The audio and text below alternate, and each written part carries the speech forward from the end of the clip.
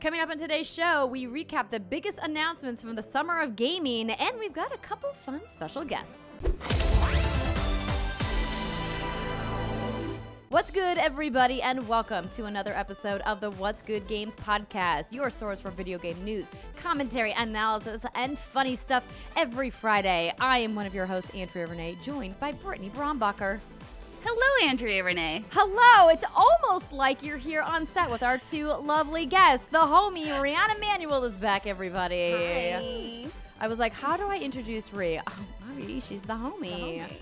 And please welcome for the first time special guest, the producer at XPlay for G4, Emily Rose is here. Yay! Thank you so much for having me. Thank you for making the trek over and for giving me a reason to dust off this desk, because the last time that we have had people in the studio was when Rihanna and Danny Pena from Gamertag Radio, and also your colleague over at G4 on XPlay, came for our fantastic holiday shows. Yeah. And that was really fun, but that was literally December. So literally 6 months ago. I mean, this is stunning. It's such a beautiful setup. Oh, thank you. Thank you so much. Yeah, it's nice. We need to get more people in. But now that, you know, it feels like things are starting to get back to normal and more people are vaccinated against COVID, it feels like it's safer to invite people to come into the studio and have people in closed spaces. So excited to be back. And Brittany, OMG, what a couple of days that we've had. We did a live stream. Oh, we did. I didn't know where you're going with that. I wanted to brag to everybody that I bought tickets to California to be in person with my girl, Andrea. I want you, this is the first time I bought plane tickets to go see you, baby girl, since I know. 2019. I'm so excited. It's happening. I know. So you're talking about people in the studio. Emily, what does the studio smell like? Can I get some visceral impressions? Because I haven't been there in so long. It's got a really nice professional smell. I don't know how to put that, but it's the scent of the plexiglass cleaner. and plexiglass. Okay. Because Just this like I very remember it. fancy custom desk, which I love, It's oh my gosh, I love the underlights. has a specialty cleaner you have to use because you can't just use Windex on this bad boy. And so I had to call up one Matt Scarpino at Go Button Productions, his team designed this wonderful set that we're on, and was like, so I've already scratched the hell out of this plexiglass. Can I replace it? He's like, you don't want to do that. It's very expensive. I'm like, okay, so what do I do? He's like, I'll give you this special cleaner you need to clean it. Stop using paper towels and stop spilling stuff on it. And I was like, it's not my fault. It was Steimer's fault. It was. Even though it was mostly my fault, but it was sometimes Steimer's fault. Oh boy. But yeah, anyway, that's what it smells like. I miss the smell. I miss it all so much. I But know. yeah, video games. We had a lot that happened because you and I recorded our last episode, air quotes here, live around, what was it? May 31st, I think it was. Yeah. So hot damn. Wait. Oh, yes, that because we took a mini, we pre-recorded a couple of episodes because you thankfully got out of your house and went to go see a new place in the world, which was important. And then we had Summer Game Fest and a bunch of things going on, and my husband had surgery, and so I couldn't take a break from the baby. And so hopefully everybody enjoyed our Magic 8-Ball predictions, which we are going to go over some of the ones that really hit and some of the ones that didn't. But before we do that, I want to say thank you to our Patreon producers for the month. Of course, good old Chewy's godson, Alex Rogopoulos, Farah Satia, Justin Foshi, Matthew Dare, and Punctified. And if you guys want to support us on our Patreon, you can go to patreon.com/whatsgoodgames, where you can get the show ad-free, among other benefits. And speaking of ads, this show was brought to you by Zavi, Backbone, and Athletic Greens, but we'll tell you more about that later. Because, Brittany, we also have some supporters that are giving us wonderful 5-star reviews. We got Kitty Cat 455. I just like saying that. Kitty Cat. You know what I mean? It just makes me feel cool. Doesn't take much. And Ludman Ed. Thank you so much for your very positive 5-star review on iTunes. It helps us so much in the algorithm, helps people find us, and our rankings have been going up because of fine folks like Kitty Cat and Ludman Ed. So thank you. Very exciting. All right, so let's get into the news. So the way that we decided to run this is because we have way too much news from the press conferences, starting with the State of Play, which we missed for that Thursday show, the Pokemon Direct, which feels like a lifetime ago. Oh, God. Oh, my gosh. Forgot about that one. And then on top of that, we have the Summer Game Fest stream, the Day of the Dev stream at Summer Game Fest. We have the Xbox Bethesda showcase, the PC gaming show, and the Capcom showcase. And, of course, Devolver Digital's. There's a lot. It basically was not E3. Yeah. It was not Yeah. E3. That's what we called it, after all. Not E3. Predictions by Exactly. Magic 8 Ball. That's right, not E3. So what we decided to do is that we each picked 2 of our favorite stories from the, amalgamation of conferences that happen. And then we're going to talk about Starfield afterwards, because Starfield deserves its own mini news segment, because a lot of news has dropped about what Todd Howard has been giving in interviews, of course, what was at the Bethesda showcase. So we'll talk about that afterwards. So let's start with the one video that I already have queued up for B-roll, because why not? And it is a pick from Britt. It is not the sexy blonde boy pick. It's the other one. Oh. Okay, it's kind of like the same thing, but a little bit different. Yeah. Yeah. It's totally the same thing. I mean, there's a lot of gore, a lot of like weird things in there. Callisto Protocol, abso-fucking-lutely. So this is Striking Distance Studios' latest and greatest game, headed by Glenn Schofield, formerly of Visceral. You may know for Dead Space, like 1 through 3, I think is what it is. And this game, I've obviously had my eye on it for a while, because anything to do with Glenn Schofield, Dead Space, is right up my alley. I love that franchise. Loved with a D, that franchise so much before Visceral was shut down.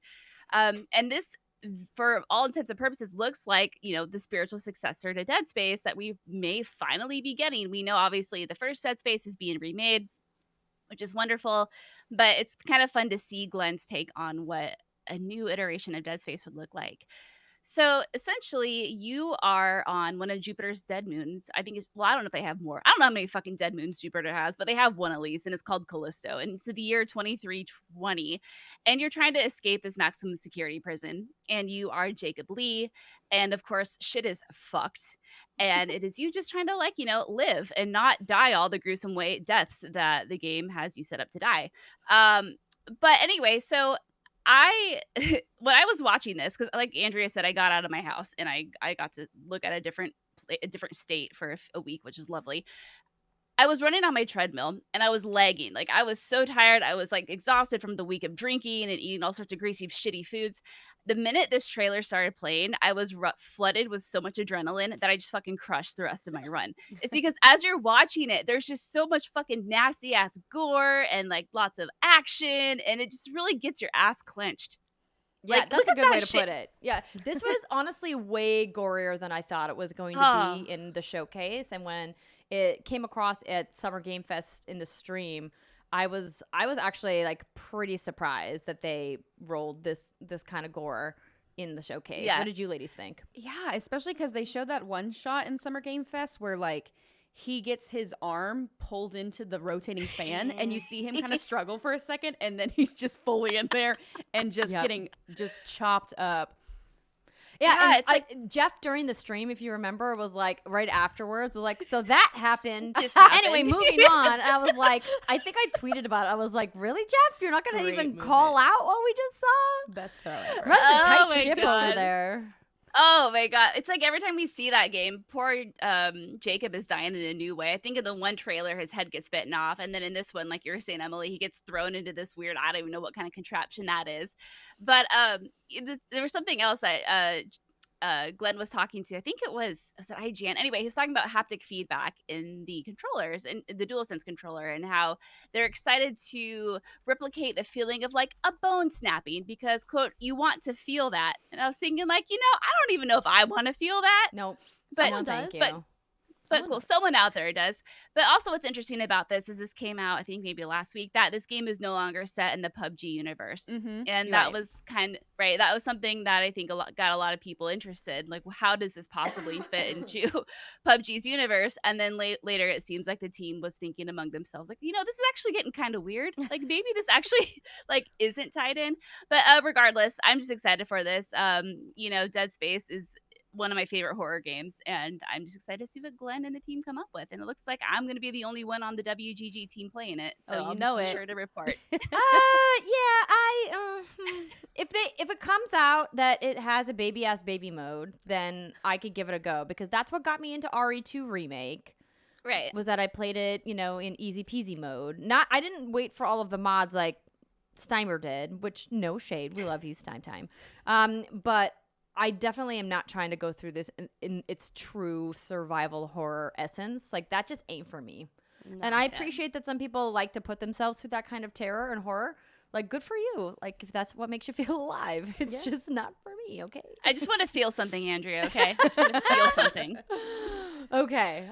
Well, this next game made me feel some things. Different kinds of things, but interesting things. So, Emily, you are up with Pentiment. Yes, I was so excited to see this game announced. I knew that Obsidian was going to have something at the showcase.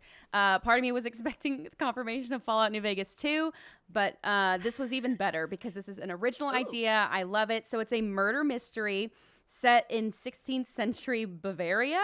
And it's a 2D RPG with a branching narrative. So you get to control this little guy, and you get to kind of choose his background, his life, and it's all about these different murders that take place over 25 years.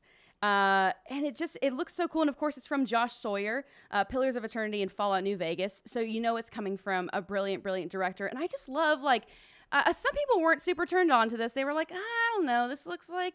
It looks creative and cool, but I'm like, this is an Obsidian game. Mm-hmm. This is going to pack a narrative punch that's just going to be fun. It's going to be heartbreaking. It's going to be hilarious. And honestly, I'm really interested in the replayability, especially with the whole idea of the branching narrative. Like, how different can this game get? How wacky can it get? How many different, what can you do to affect these murders and how you solve them? And also, too, just taking a trip down, I don't think we've really seen any kind of games that really take place in, like a murder mystery in this kind of 16th century Germany. I think murder mystery games in general are few and far between. Mm-hmm.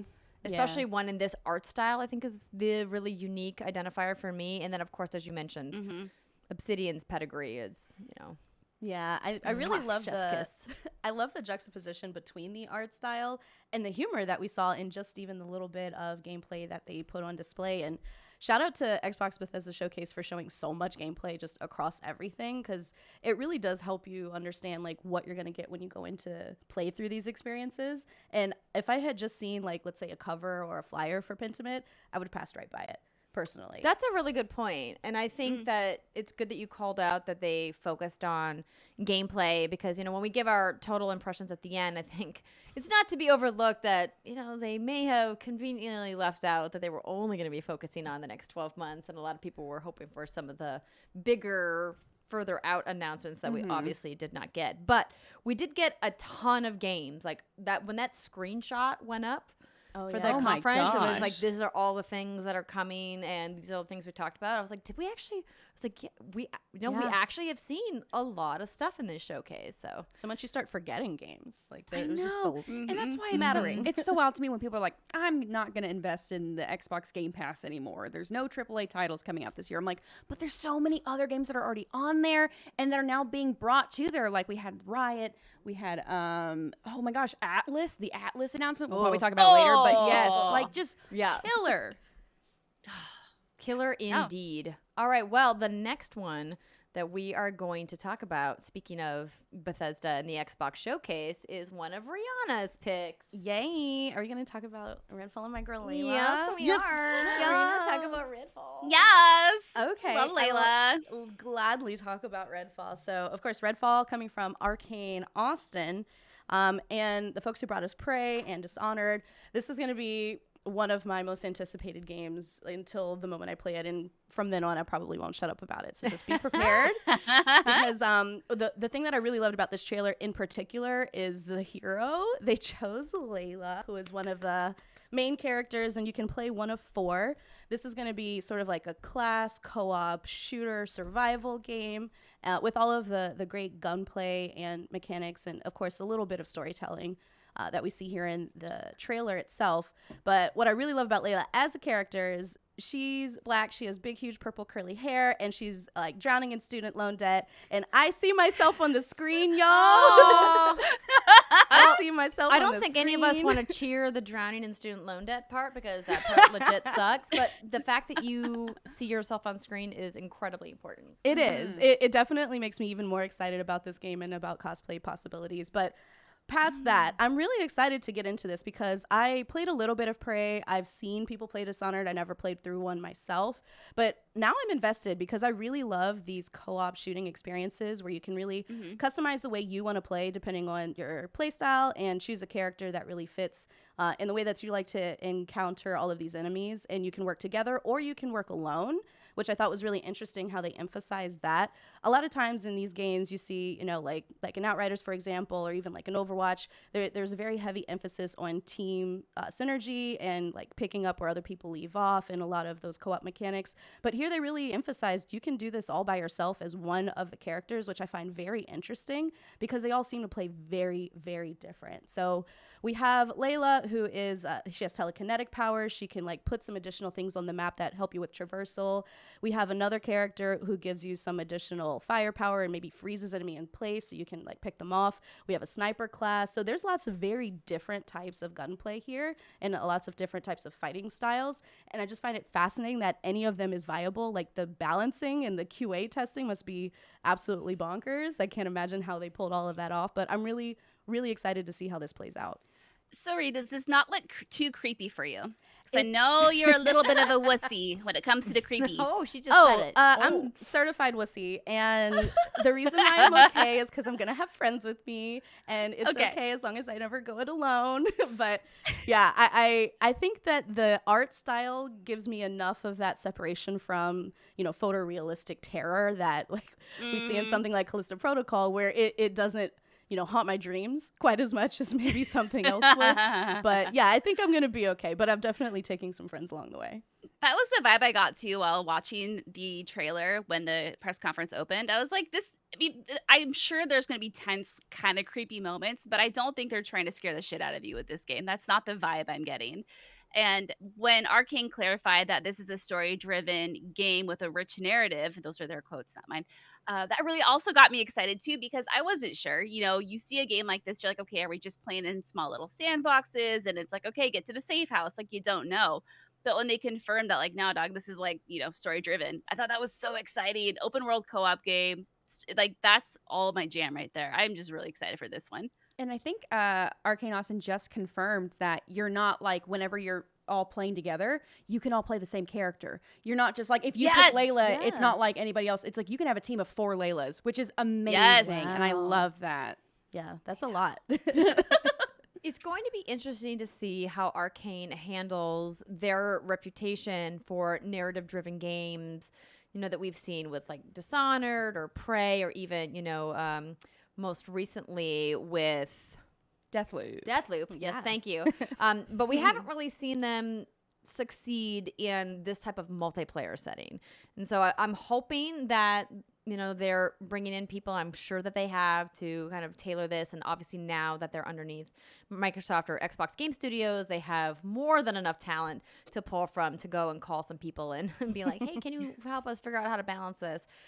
But I wasn't originally interested in Redfall, but hearing your excitement for it and kind of seeing people from the community reacting in these really positive ways, I'm like, okay, well, maybe I'll give this a try. Because I'm going to be honest, I think I've had a little bit of co-op multiplayer fatigue. Yeah, there's just totally been a lot of like multiplayer shooters in general that have just been coming out. And I'm like, there's just so many. Like, how do I keep splitting my time? There are a lot, but you can try it with Game Pass. Oh, there you go. Ooh. It's that value, everybody. Xbox, hire this woman again. Amazing. Well, we have lots more games to get to, like my pick. Ooh. And I talked about this show when Brittany and I were live streaming, and so I'm going to talk about it again because it's very good. Yes, it's Diablo 4. So I did not anticipate seeing this much gameplay inside the Xbox and Bethesda showcase, but of course it makes sense that they would do it there because they're about to be, you know, new homies or whatever. I do want to remind people that the deal's still not done, but it should be done very, very shortly. But I was just blown away by how good this game looks. I think we've just been waiting for so long for this game to come out that, you know, any kind of, if they had just shown this incredible cinematic trailer, I think people would have been satiated. Would have been like, I'm bummed, I want to see more. But like, also, Blizzard is known for their incredible cinematics, and Diablo is no exception. Obviously, one of their more iconic franchises. So I thought that this was all we were going to get. And then on top of that, we got the incredible lengthy gameplay trailer. And I was like, oh my God, there's so much to see. So I'm really pumped for this. And I think maybe me being more pumped right now has a little bit to do with the fact that Diablo Immortal is out, right? And I've been playing, and I know, Britt, you and I had planned to talk about it, but we might hold our thoughts because we have so much to talk about this week. But Britt, were you as excited as I was about this Diablo trailer? Oh, girl, splooge all over the place. Fucking amazing. Well, it's interesting because when we saw the cinematic trailer, you and I were having this back and forth, like, is it Diablo? No. Could it be Diablo? No. Yeah. Is it? And then it was. And then, you know, that's when all the excitement left our bodies. But yeah, like watching the gameplay, and I know I've said this before, but you made the very good point that we've seen some tidbits of Diablo 4 gameplay before this lengthy, like 15-minute gameplay reveal or however long it was. But we hadn't seen that much. And so it wasn't until we actually were like sitting here on stream watching it that I just got all sorts of invigorated with Diablo lust. I was like, oh my God, like I did not realize how excited I was for this game. And I'm just so excited to see what they do with this multiplayer component, you know, with the open world aspect, the traveling from place to place. Like, how's that all going to look? How are they going to revamp the loot system? Are they going to revamp the loot system? Crossplay and cross progression. Cross progression. The two. Yes. Yes. Oh, man. Phenomenal. And I'm so excited to see my barbarian baby girl. I want to know how many faces I can smash in. It just looks so good. No one does Diablo like Diablo. And of course, that's a no shit Sherlock. That's a no shit Sherlock. But a lot of people try to replicate it in their own way. And it just doesn't feel the same. Yeah, I think that's a good point to remind people that this kind of top-down isometric RPG combat vibe has been done, often imitated, never duplicated, right? And Blizzard is renowned for Diablo and what they've done in this style of combat RPG. And I remember when they announced Diablo 4 and everyone, you know, kind of at Blizz kind of like lost their minds. And then we all were like, oh, I guess we're not going to be able to see this for however many years or whatnot. And so I think, you know, the look that we got at the Xbox Bethesda showcase was why it was my pick of the show. I was very excited about it. So I will say I'm more excited about this now after trying the 12 and a half minutes of Diablo Immortal that I tried. 12 and a half minutes. I made it so far, y'all. You should be so proud of me. But because like this is not my jam. Like top down is just not my jam. I like to see the faces of the smashing or the smashing of the faces like right up in close. And I really do anticipate getting into this one because it's on console. I mean, I just don't play that type of game on my phone. It also took up a lot of memory. But yes, I'm really excited to try this one. And I'm really excited that it's so accessible across the different platforms because like our friend group who plays together is across many different platforms. And the cross progression is just chef's kiss. Yes. Well, let's just keep moving right along, shall we? Rihanna, you are up next with your second pick of the show. I'm really excited. Brittany, just so you're aware, I'm going to save your second pick for last because I have a feeling you have a plethora of things to say. What gave you that idea? I'm like sitting here like shaking. I'm like, is it my turn? Is it my turn? Just knowing you and how you are, you know, with the things that you are fans of. And having, you know, covered multiple E3s and shows with you. You know, we do run a show together, so. It's okay. We love you. Yeah. Just the way you are. Just the way you are. Oh, no. Now that's going to be in my head. When I see your face. Okay, so, Rihanna. Perfect. Now we're going to get a content ID. Again, turn the show over. We already have one. Okay, never mind. Anyway, Rihanna. Yes. Let's talk about your next pick. Yeah, let's talk about Cocoon. So, I love indie games. Oh, the vagina game. Yeah, vagina game. I love vaginas too. I'm glad you called it out because we were all thinking it. Oh, we called it out too on XPlay. Everyone's like, oh, yes, the onion vagina game. Yeah, those things are great.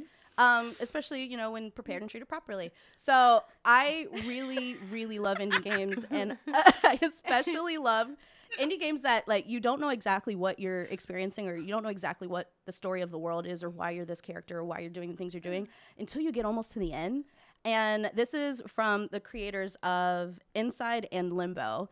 And of course, a lot of people remember Limbo from, you know, was it Xbox ID or ID at Xbox program? Oh gosh, I bet it was part of that program. I guess I just assume people know Limbo as being an award-winning, amazing game. Precisely. And Inside being the successor to Limbo, but I found honestly more impactful because of like sort of like the meta narrative behind what was going on. And I won't spoil it for people who still haven't tried it. If you would like to, please go find it.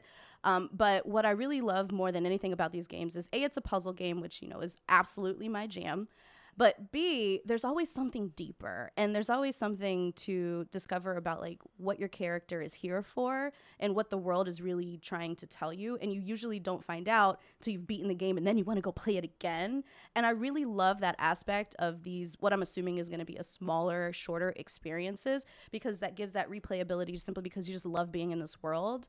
And especially in puzzle games, like games like Cube 2 or even Tetris Effect Connected, like there's so much about that game that really just stays with you, and you just love going back to that space. And these are like my comfort food games. So this is one that's honestly at the very top of my list for the next 12 months according to Xbox. I'm glad that you called this out, because I think it's one that maybe went a little overlooked, because there's a lot of indies shown across all of the different showcases that happen, with the exception, of course, of Capcom's showcase.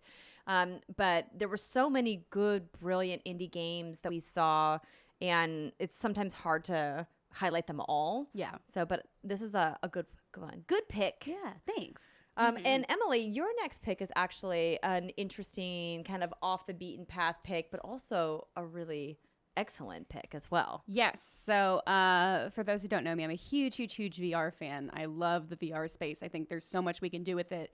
And it's just honestly amazing how far VR has just come in the last 5 years alone. So I was really excited to see during the PlayStation State of Play this June, Horizon Call of the Mountain for the PSVR 2. Two.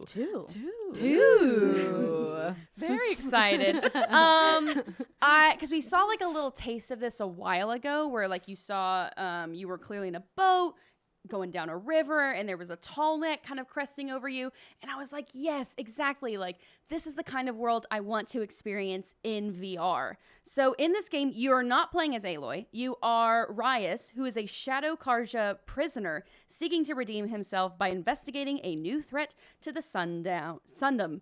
And they have confirmed that Aloy will appear in the game. Nice. Excellent. As well as like new and returning characters. But I just like love this, being able to, Horizon I think is like, it's such a cool creative universe and a unique take on it. And just like all the gameplay we got to see in this trailer, climbing the mountain, going in the river, swimming through. I'm really interested to see what combat is like. I think at one point we do see Rias holding a bow and arrow and doing these jumps in VR. A little worried about the nausea element of that, as always. But it just means like what a cool, colorful place to explore. My big hope, we don't see it in this trailer, but I really, really hope we actually, when we meet up with Aloy in the game, we get to ride on the back of a machine with her and just get to experience the world through that. Because like if you or climb up on a tall neck and see the world from the top of a tall neck, because if you ask me like what do you want to do in VR in the Horizon space, I just want to ride those machines or just see the world or do cool things. But yeah, climbing the mountain, I'm so excited for this game and for the PSVR 2 in general, when it is announced, when we get a price tag, and when it will finally release. Yeah, I would be happy if this game had no combat at all. Even if it was little to no story, so just let me exist. There's 2 different modes to this game. There is the single player first story mode, which is going to have your combat, going to have your exploration, and then there's river ride experience. So you're going to just like get a Disney to like ride. Exactly. You're going to get to essentially jungle cruise it up and just go on the boat and just go on an extended boat tour through this world, which I think is so smart, because you're going to have people who are like, I just want an experience in VR. I don't necessarily like want gameplay. And I think I love that it caters to both audiences. Yeah. Exactly. No, that's what I was thinking, is because the combat in Horizon is some of the best, right? It's so fast-paced. There's so many gadgets and gizmos at your disposal. I just don't know how that's going to translate into VR well. I mean, obviously, you got to take any VR game with a grain of salt and be like, okay, I'm a little bit more forgiving this time around. But yeah, like you were saying, I want to look up and see the tall necks. I want to be able to like crouch in the grass and like sneak up on those little tiger machine fuckers that are so aggressive, but I love them so much. You know, like that's the kind of shit I'm really excited about. But I'm down to go for a river cruise. Sure. Sounds That lovely. sounds fun. Yeah. Oh, river cruise. It feels like I could actually maybe get out of the house and go somewhere. You could Leave my child behind. Just kidding. I love you, baby. You're the best. Everything's great. bring her along in VR. Little baby VR headset. I could maybe bring her along in VR. So I kind of had some trouble picking my last game because I'm going to be honest. Not a lot blew my skirt up over the last 10 days or whatnot that we've been managing these announcements and these trailers. And like, it's been fun, like watching everything that everyone has been doing. But I think at the same time, I kind of have a little bit of fatigue for all the games we've already seen. Because that was a thing that we really noticed that across all of the conferences, it was like, oh, we've already seen this. Oh, we've already seen this. But a game that we've already seen that I was absolutely okay to see again is the one about the cats. Because y'all know I love the cats. And when I first saw Stray, I wasn't like super drawn to it, even though you would think, Andrea, cat lady, why weren't you instantly in love with this game? And I think it was because there's been a bunch of cat games over the last couple of years that have just been like, they've been okay.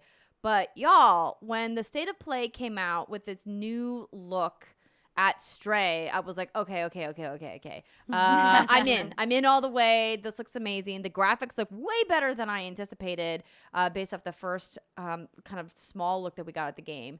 And I'm just like, I'm in. I'm all the way in on Stray and all the little kitty cats and them running around this really interesting world.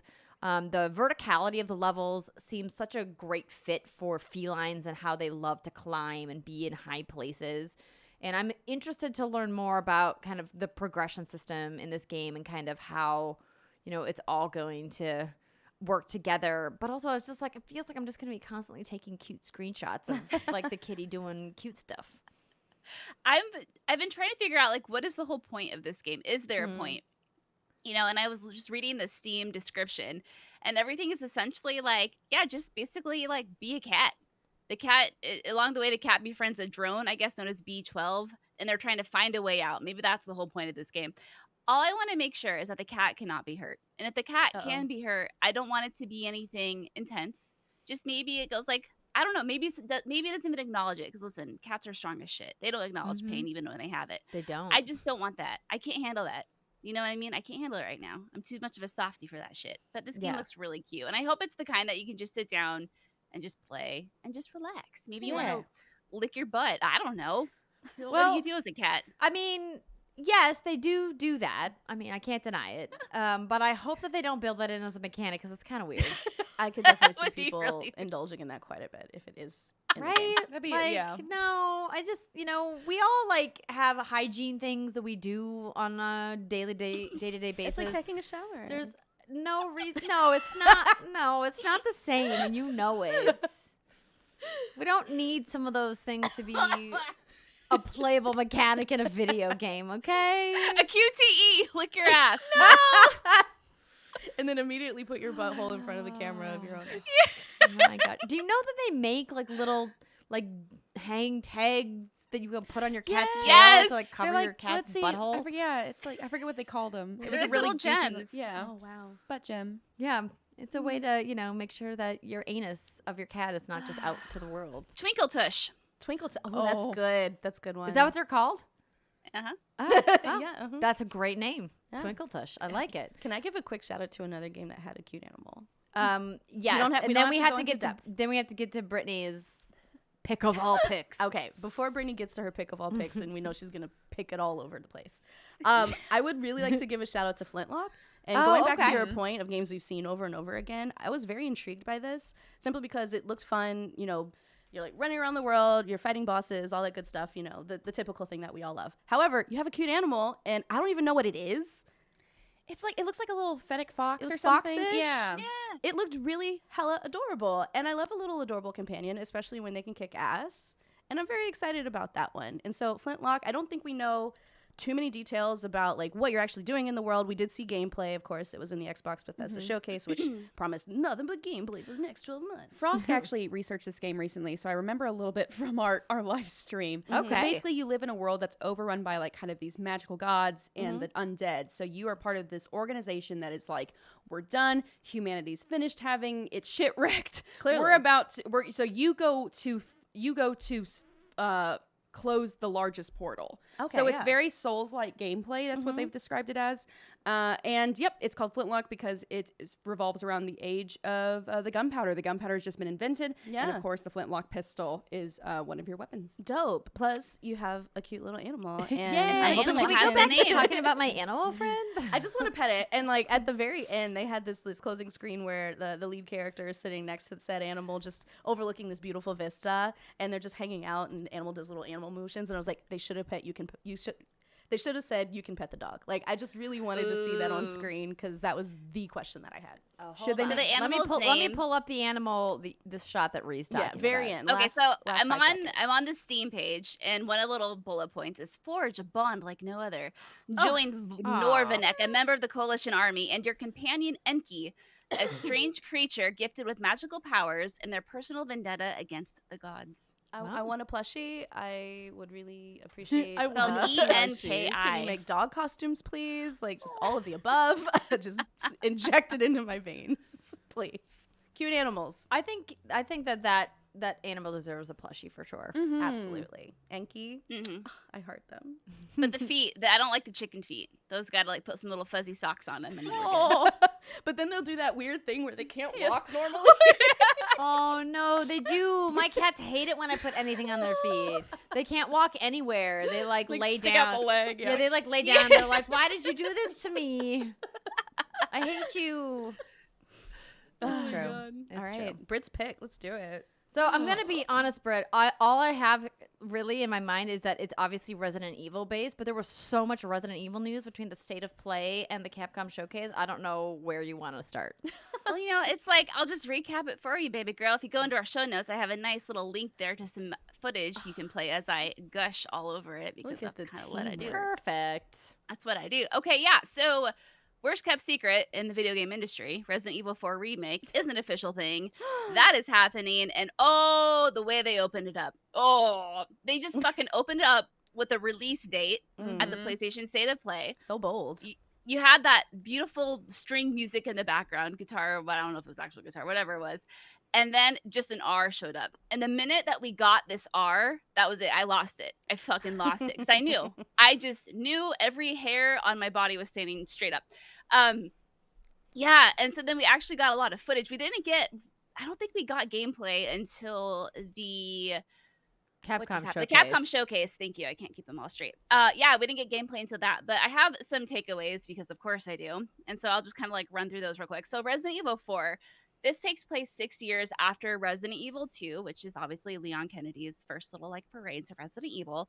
And he is now working for the president as his bodyguard, and he is now sent to a small European town, is kind of like how they're describing it, to rescue the president's daughter, Ashley. And in Resident Evil 4, the original one, obviously, like, I played it on the GameCube. I know a lot of people played it on the PlayStation 2, but, like, this game is old, but it's still critically acclaimed, and a lot of folks consider it to be the best Resident Evil ever. So it's just really fascinating to see what kind of treatment Capcom is going to give Resident Evil 4 Remake. And obviously, this is an RE engine. We just saw Ganado, been totally revamped. They actually look creepy. There's some zealots there in the hallway. There's Ada. There's Leon on the lake. There's Ashley. Like, it just looks so fucking good. And the mood that I'm getting from this is much more somber than the tone that you get from the original Resident Evil. In that game, Leon is almost comic relief, and I know this sounds weird if you've played Resident Evil 2. You're probably thinking like, well, he doesn't really seem like the comic relief guy, but he's really snarky and kind of cocky and confident. And there's just some brilliant one-liners in the original Resident Evil 4. But just watching this footage, it just doesn't look like that's the kind of tone that they're going to go for. And so the official description says that it's reimagined for 2023, that they're preserving the essence of the original game while introducing modernized gameplay, a reimagined storyline, etc., etc. So this kind of tells me that they're going to go along the Resident Evil 2 remake route, which is like, hey, like the core stuff's all going to be there, but maybe we'll introduce some new set pieces, and we're going to maybe make Leon more accurate, give him more of an accurate personality that reflects in the later games. Because in the later games, you know, he's much more like, whoa, woe's me, I shove at Hot Topic all the time. I love Hot Topic, not a dig at Hot Topic, like, don't get me wrong. So I'm just really curious, because there's also some just kind of fun parts of Resident Evil 4 that everyone thinks about. If you've played, I'm thinking of like the Salazar statue. If you've never played that game, you're gonna be like, what the fuck is that? But it's essentially this huge statue based off of this really silly antagonist that chases Leon through a chase scene with QTEs, and it's just like so weird. That whole game is fucking weird. But it's just a lot of stuff that doesn't seem like it would fit for the tone they're going for. Anyway, really, really great stuff. I'm really excited to see where they go with it. And you can move while aiming.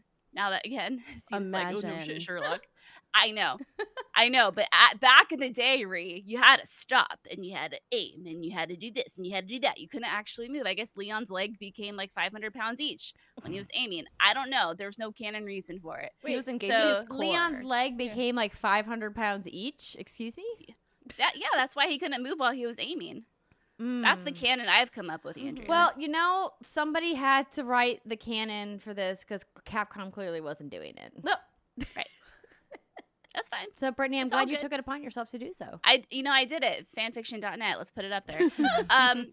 Okay, so that's Resident Evil 4. We honestly like don't know a heck of a lot other than, again, reimagined storyline, updated graphics, RE engine.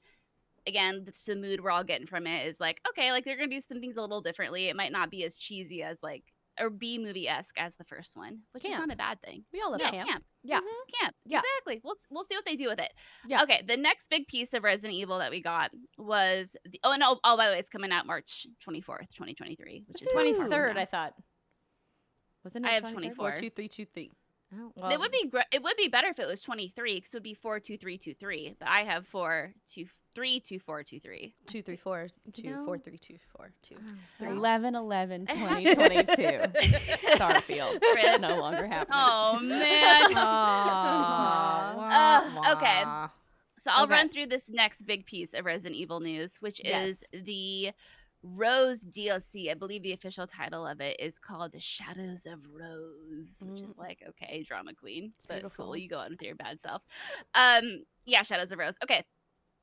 And so this now takes place 16 years after, I guess, the end of Resident Evil Village. And if you haven't played Resident Evil Village, this whole trailer just kind of like spoils Ethan's fate. It kind of, tells you what happens to the baby. Spoiler, she grew up.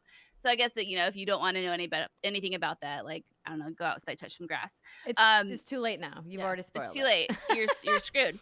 Anyway, yeah, so it follows Rose, and obviously for many different weird reasons that I won't go into, she has these very interesting powers at her disposal. And she's an angsty 16-year-old. That's my interpretation anyway. And she's like, I just want to live a normal life. And so she decides that she wants to try to get rid of her powers. And in order to do that, she goes back to, it looks like the very village that tried to kill her back in the day, or maybe it's because she touches this thing called the Megamycete, and it's a big deal of Resident Evil lore. But again, I'm not going to go into the hairy details on that. Anyway, when she touches that, it takes her into this mysterious realm of consciousness, quote, quote, quote. And we see some brief glimpses of her in a lab. We see her. the Duke is there. And the Duke is there. We see her in Lady Dimitrescu's the house with the Duke, and it's all kind of this alternate reality. So we don't really know what do you make of the Duke wearing a mask trying to like essentially hurt Rose? Like, he doesn't seem like the kind of character that would do that, but I don't know. Like, we don't really know, and maybe we'll learn some of those interesting details during this DLC. But as she's exploring, there's this interesting like character that we never see named Michael, who's communicating to her by writing random things on the wall. Like, cool, whatever.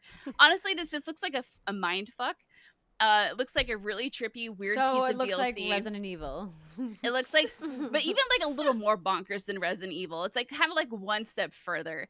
And the thing that I'm the most curious about is I'm wondering how is this going to end, and how is it going to tie the series together? Not only is it interesting that it's in third person, because Village and 7 were all in first person, which is Ethan's perspective, but now for this, they're getting her third person, which is how all the other games historically have been, besides like the OG, like top-down tank controls. Are they going to take away her powers? If so, what does that mean for her in the future of the series? Is she going to be an integral part? It's hard because this takes place 16 years after Village. So what happens in those 16 years? Anyway, obviously, like, I could talk about this forever, but lots of interesting questions. It comes out October 28th as part of what's called the Winter's expansion, which also has new characters for Mercenaries, Lady D, Heisenberg. I think Chris Redfield's in there as well. And then you also get third person mode for Village, which is another like interesting like beard scratcher. Like, interesting choice there. I'm just excited to see all the ways they hide Ethan's face in that game, because that's just been like the thing they do. Anyway, very cool, very interesting shit. I'm incredibly excited because this DLC is just coming in a few months, and more Resident Evil for me. And that means I get to talk about it more. All Resident Evil all the time. Eating good. Yeah, exciting shit. Okay, I got it out of my system. Thanks. Hey, this is what the show is for you to have a verbal splooge about the things that you love. Thanks. See, you get me. I do get you. And on that note, let's take our first break of the show. When we come back, lots more news to go over. We'll be back in a minute. This episode of What's Good Games is brought to you by Backbone. What's holding you back from the ultimate gaming experience? Is it the hundreds of dollars it costs for your setup? Or are you the busy, on-the-go type with only minutes to spare? Level up your game with Backbone, the universal gaming essential that lets you instantly play hundreds of console games on your iPhone, no console required. Backbone is the newest game-changing essential that transforms your iPhone into a handheld console so you can play anywhere, anytime. Simply plug in your iPhone to the Backbone and enjoy console-quality controls with responsive buttons and triggers, clickable analog sticks, and more as you play Xbox, PlayStation, PC, and App Store games. The last time I talked about my Backbone, I talked about, not my little backbone, the product Backbone. I talked about how it was a lifesaver when I was breastfeeding my son. But now that I'm out of that stage of my life, I have been using my Backbone here to play a little game called Diablo Immortal, because I am old and I cannot hold my phone horizontally and play games on it that long before all the blood drains from my hand and then they are tingling. But with a Backbone, it's like playing, with a controller. It's comfortable, it's ergonomic, my hand doesn't lose sensation. It's a win-win-win. So if you're enjoying Immortal as much as I am, then maybe you might want to check out the Backbone. Just a little piece of advice. Now, if you don't own a console, no problem. You can stream hundreds of games like FIFA, Halo, Minecraft, and more through cloud gaming services like Xbox Game Pass, Nvidia GeForce Now, and Google Stadia. And even if you already have a PlayStation, Xbox, or PC, you can play games you own with Remote Play or the Steam Link app. Experience for yourself what TechCrunch calls, quote, the closest we've ever seen to a portable Xbox.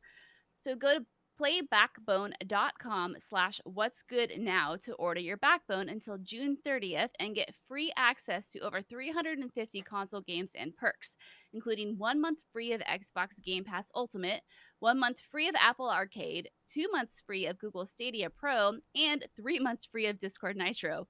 Find your next adventure at playbackbone.com/whatsgood. Welcome back, everybody. We are continuing our recap of the summer of gaming that has happened over the last 2 weeks. Now, while we all chose our 2 favorite announcements from the showcases, there are just a couple big items that we want to call out. So before we talk about Starfield, I want to call out The Last of Us Part 1 remake that was leaked just hours before the Summer Game Fest stream, and then obviously confirmed by Neil Druckmann on stage with Jeff Keighley. And I have to be real, like, I thought that Sony wasn't going to invest money in this. I was like, they made a remastered version of this. The remaster is great. Why on earth would they dump probably $30 million plus into a remake? But some of the side-by-sides that we got to see were really impressive, and I'm glad that they still got to do a showcase for this. Are any of you big Last of Us fans? Yes. Yes. Yeah. Excellent. Oh, Emily, you're much more like assertive with your yes. So are you super stoked for this? I was gonna say high five. Here, I'll high five you. I'm interested in this. I really want to see. The big thing for me, I think, the graphical improvements are impressive. We have Tess and we have Ellie, especially looking less like kind of cartoon women, if that makes sense, and more like real women, which I thought was really, really interesting. They kind of they made their models a little bit more realistic. And then, but for me, the big kicker is two things. One, it's gameplay, because the whole point of this is that the gameplay is, I believe it's going to match part 2.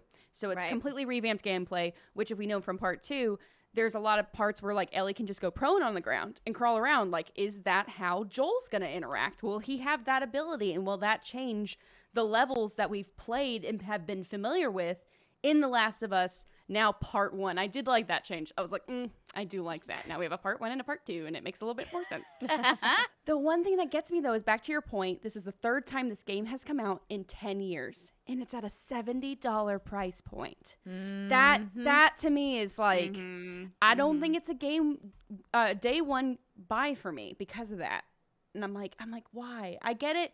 It's a little tough to see games now go from like the 50 to 60 to 70 in like the last couple of years, which is like, all right, here we go, more expensive games. But yeah, I'm really curious about this one, but the price point is just, it's killing me. I honestly think part 1 is a lot better than part 2. That's also my personal kind of thing, just narrative and gameplay wise. But I agree. Well, I think, okay, gameplay, I don't want to get into, we could literally have a whole podcast about that. But story-wise, I liked part 1 better than part 2. And I think that there's, obviously debates to be had about that as well. I think for me, I just don't understand why they're using resources, like I said, to do this when the remaster was so well done. But I mean, it looks good. Will people buy this? Yes. And I think this is just once again PlayStation first party putting their dick on the table and saying, you want it, come and buy it for $70. And the fans will. They absolutely will. It's almost like a Nintendo move. It is a very Nintendo but better, because you know why? They're actually making the game better, and they're making it worth this extra $70. And I wish Nintendo would sometimes look at some of their legacy titles and go, like, how can we truly make this a reason why fans want to buy it again? Don't get me started, Andrea Renee. I know. And then somebody in one of our comments recently came at me very fairly and was like, Nintendo's just over there being like, if it ain't broke, just keep buying it. And we do. And we do. I never thought I'd want to replay The Last of Us because, like, I played it, I had my experience with it, I enjoyed it, and I still think about that game because it just really stuck with me. But like you were saying, Emily, seeing some of like the side-by-side comparisons, and it's been so long. When did that game even come out? 2013, I think. Okay, yeah. Originally? Like Let me double check. I think I you were was a saying wee like roughly lass. 9 years. Yeah. Yeah, I was still in training bras back then. I mean, not really, but like the point is like it's been so long. Yeah, And 2013. Okay, 2013. And now that I know what happens in that game, like deaths won't be surprising to me. It's almost after experiencing The Last of Us Part 2 and how fucking traumatic that game was, The Last of Us almost feels like going back to like, I don't know, like a Disney game. It's like simpler cool. time. Like, simpler times. Like I know who's gonna die. I know stretch, but okay. okay. Like I know who's gonna die. I know when they're gonna die. There's no anxiety like replaying that. I think it'd be a really good refresher. So I think I'm gonna be one of those suckers that pays the $70, unless PlayStation you want to send your girl over a review copy. But, so we'll Elizabeth Sheridan wrote in and said, what do you ladies think about the TLOU remake? I played it for the first time last year and it didn't feel outdated at all. See, that's what I'm saying, Elizabeth. You get it. Is it just a publicity thing for the show or for the multiplayer game they teased? So that was the other announcement that finally was confirmed, that Naughty Dog is, in fact, working on a factions game that they're not calling factions. It's Untitled for now, right? But this is the thing that's been highly anticipated from fans for a long time of the multiplayer community for Uncharted, because obviously Part 2 didn't have any multiplayer component to it. And there was rumors that they'd been working on this multiplayer thing for a long time. And then Neil's like, you got us. We're working on it. But we don't have any details. We're just going to give you a couple like teasers of a world. Right, but like LA. Nothing concrete. I think it's San Francisco, right? I think that was the Golden Gate that we saw. I just saw the palm trees. But John was like, it could be the Brooklyn Bridge, and I was like, well, I'd have to go back and actually like analyze the screens. I didn't I just saw like an iconic looking bridge, and I was like, oh, it's the Golden Gate. And he's like, no, it's the Brooklyn Bridge. And I was like, I don't feel like arguing. We could go frame by frame, but I'm good. It could literally be either of those locations because both were touched in the franchise. But I don't know. I never got into Uncharted multiplayer. It was never for me. I always thought the shooting felt like Uncharted, which, is not why you play Uncharted. No. You don't play it for the gunplay. No. Agreed. No, yeah. I think it's half and half to answer your user's question. I think it's half of it is definitely like, hey there, fans. Have you ever played The Last of Us? Well, now it's updated. And guess what? We got this fresh new show coming out with Pedro Pascal.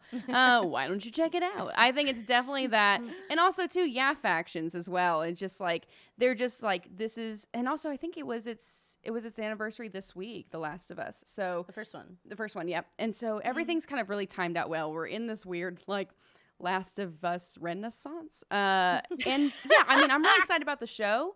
But yeah, it was such an interesting, you would think that you would lead with factions first, but of course, I'm sure that they had to lead with part 1 because of the leak that morning, which Neil played it off like a champ.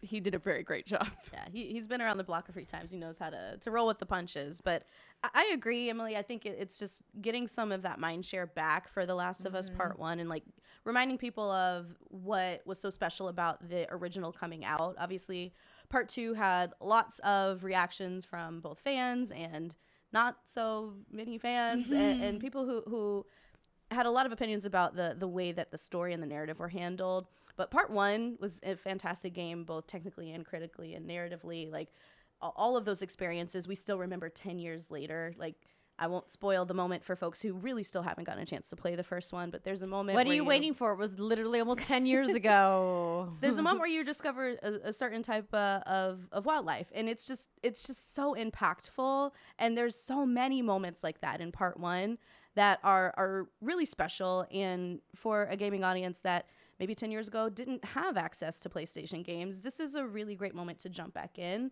I do agree the $70 price point 10 years later is a tough sell, but it'll sell. And, Nintendo does it, and we're all suckers for that shit. And I don't think this is going to be any different. I think it's actually a really smart move.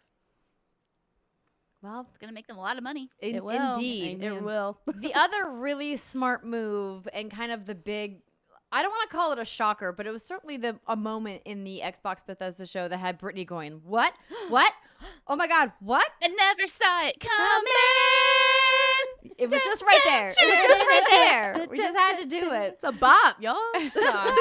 Good Yes. game. Oh my God. Like, this is a thing everyone's wanted, and I don't know, people were talking about this, like if it was rumored, whatever the fuck. I was excited. I was so stoked for this. So Persona 4 Golden, Persona 5 Royal, and Persona 3 Portable, not to be confused with Persona FES or short for festival, another version of the game, is coming to Xbox, and it's coming to actually PlayStation 5 and PC as well. Not coming to Switch, which I feel like is the one console Come on. like I really What did I want say? it. What did I say? I'll buy It's it. never coming to Switch. Makes I me so want to sad. I really want to know the inside Yeah. of why I wanna though. know. I'm like, does somebody at Atlas have bad blood? No, it can't be because a lot of other Atlas games are on Switch. So it's like, is it something specifically? Did PlayStation put a lot of money down and anyone else but not Nintendo? I don't know. Our biggest competitor is Nintendo. Because the Switch can run this game if it can run The Witcher 3. I mean, maybe you're onto something because it was you have all the Persona games on the PS Portable. You have them on the PSP. Maybe Sony's still being our portable system's just a little bit better, and we love it still. Or we love our little child. It's probably some boring licensing issue. I mean, that's really, some that's probably loophole. because Persona 4 was a PS2 game, I think, and so was Persona 3. So they're old games. So obviously you're getting Golden, which is the best version of it. You're getting Royal of 5, but then Persona 3 you're getting the portable version, which is it's all complicated and weird. I'm not going to get into it. But no, it's really exciting. And maybe it was PS. You can get Persona 3 FES on PS3. That's what it is. Irrelevant.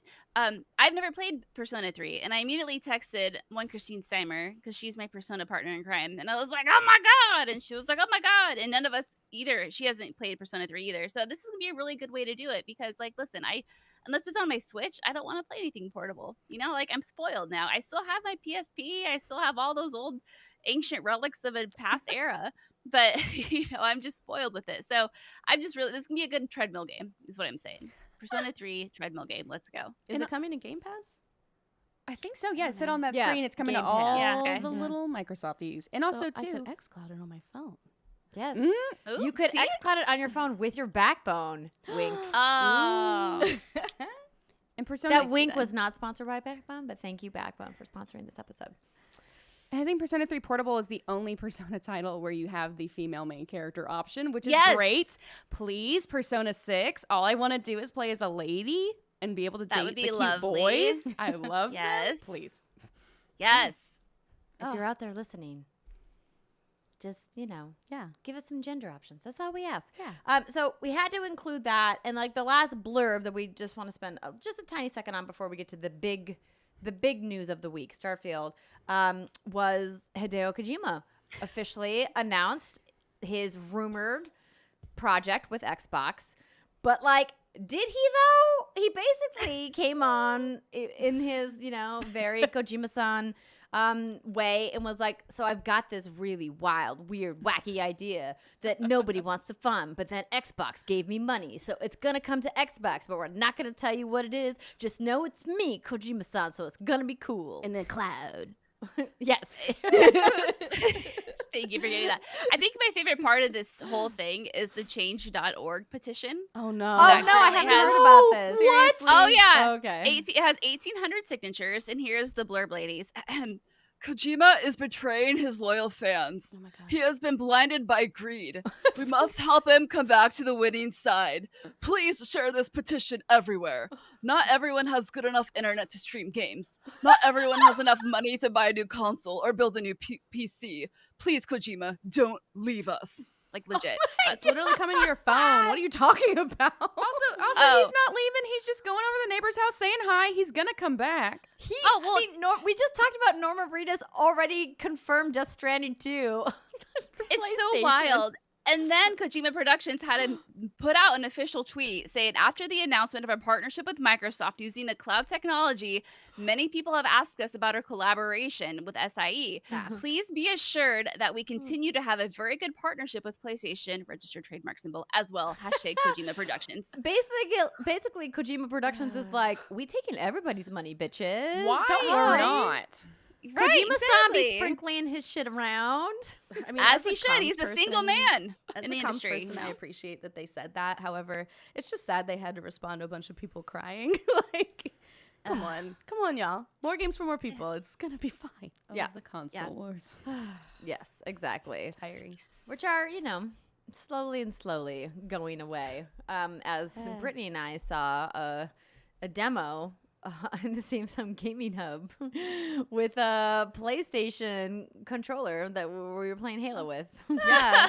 It's no longer a marketing asset issue. It's No. actually real life. Yes. And people be coming for marketing, people being like, that's not real. It's like, actually, it can be real with the way technology is now. So just simmer down and be mad about something legitimate. Yeah. There's Yeah, lots not to that. really be mad about, y'all. Correct. Yeah, There's yeah. way more real world issues to be angry. But we're not angry about the fact that we finally got a nice, juicy look at Starfield from Bethesda Game Studios. We got to see Todd. I'm so glad that he came on stage, big air quotes, in his cute little jacket, looking great, Todd. And this gameplay trailer looked excellent, looked phenomenal, and no surprise that everybody who was at least a little bit hyped for this game was like, oh my god, Starfield.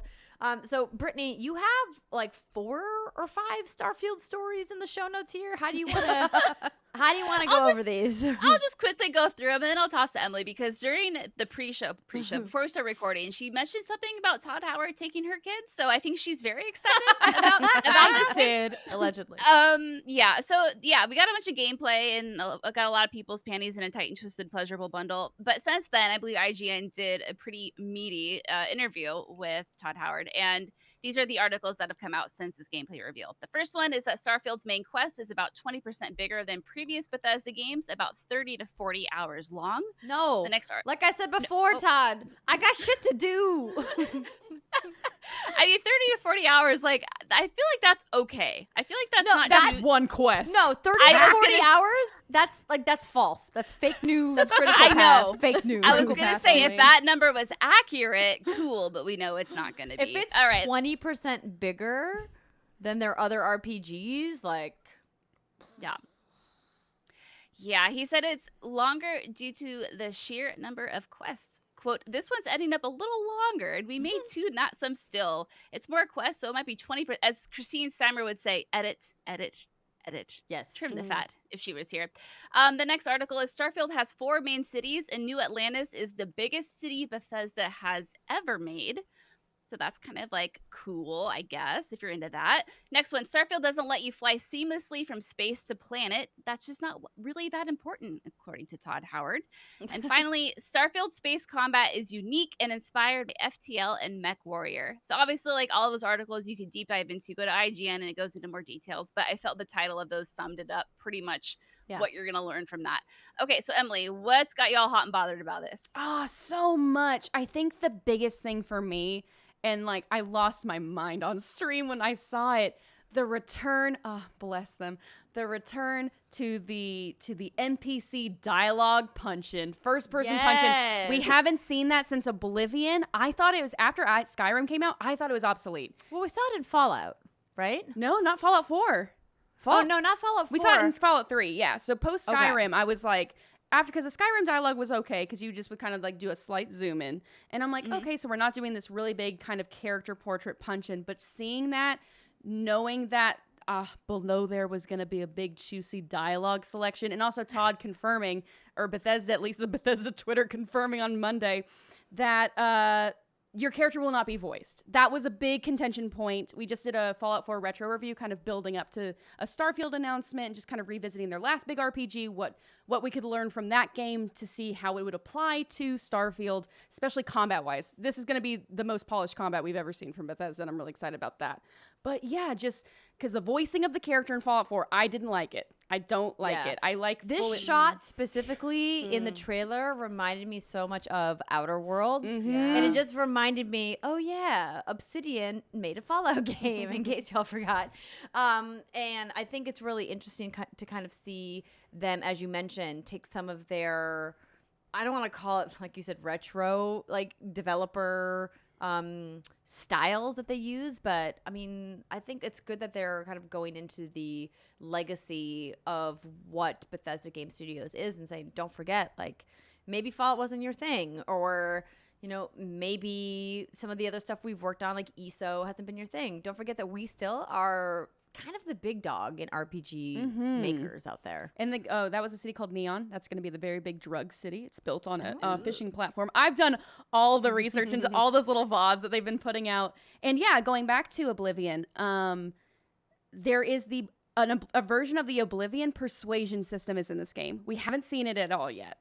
But like you said, this is kind of Bethesda's greatest hits, the game. They're taking all the good things and they're learning from their previous games and putting it all into this.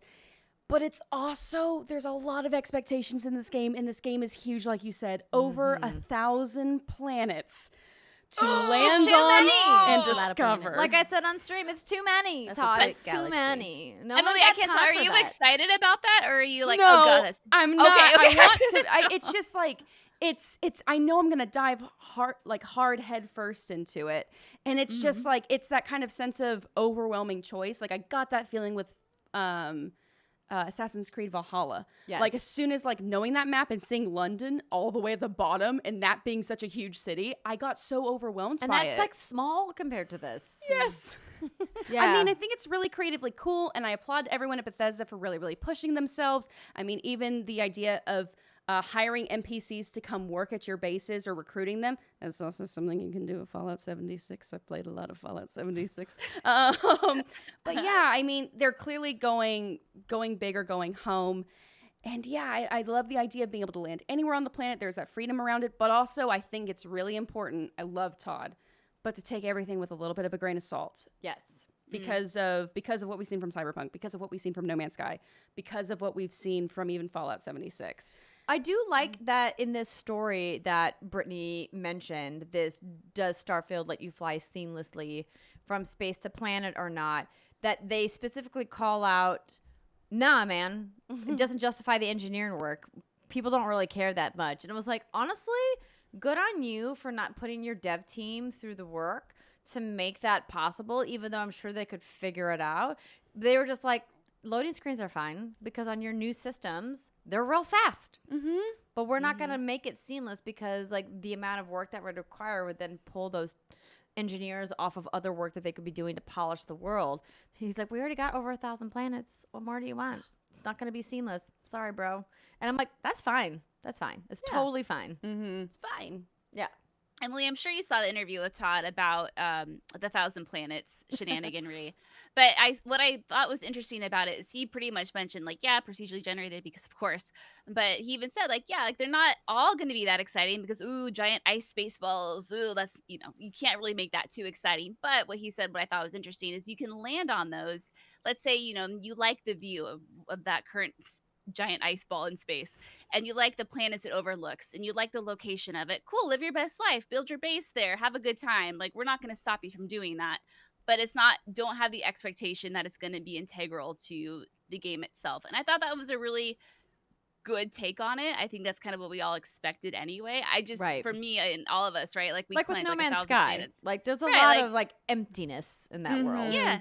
Yeah, so I thought that was good. I think as long as there's a system in the game that kind of pinpoints planets that have things going on them, rather than like, because I mean, do you mean something like a quest log? Oh, there's her Elden Ring dig of the day, ladies and gentlemen. There it is. All right, Souls Bros, come for me again. Every time I say, also, but it's fine. Keep going.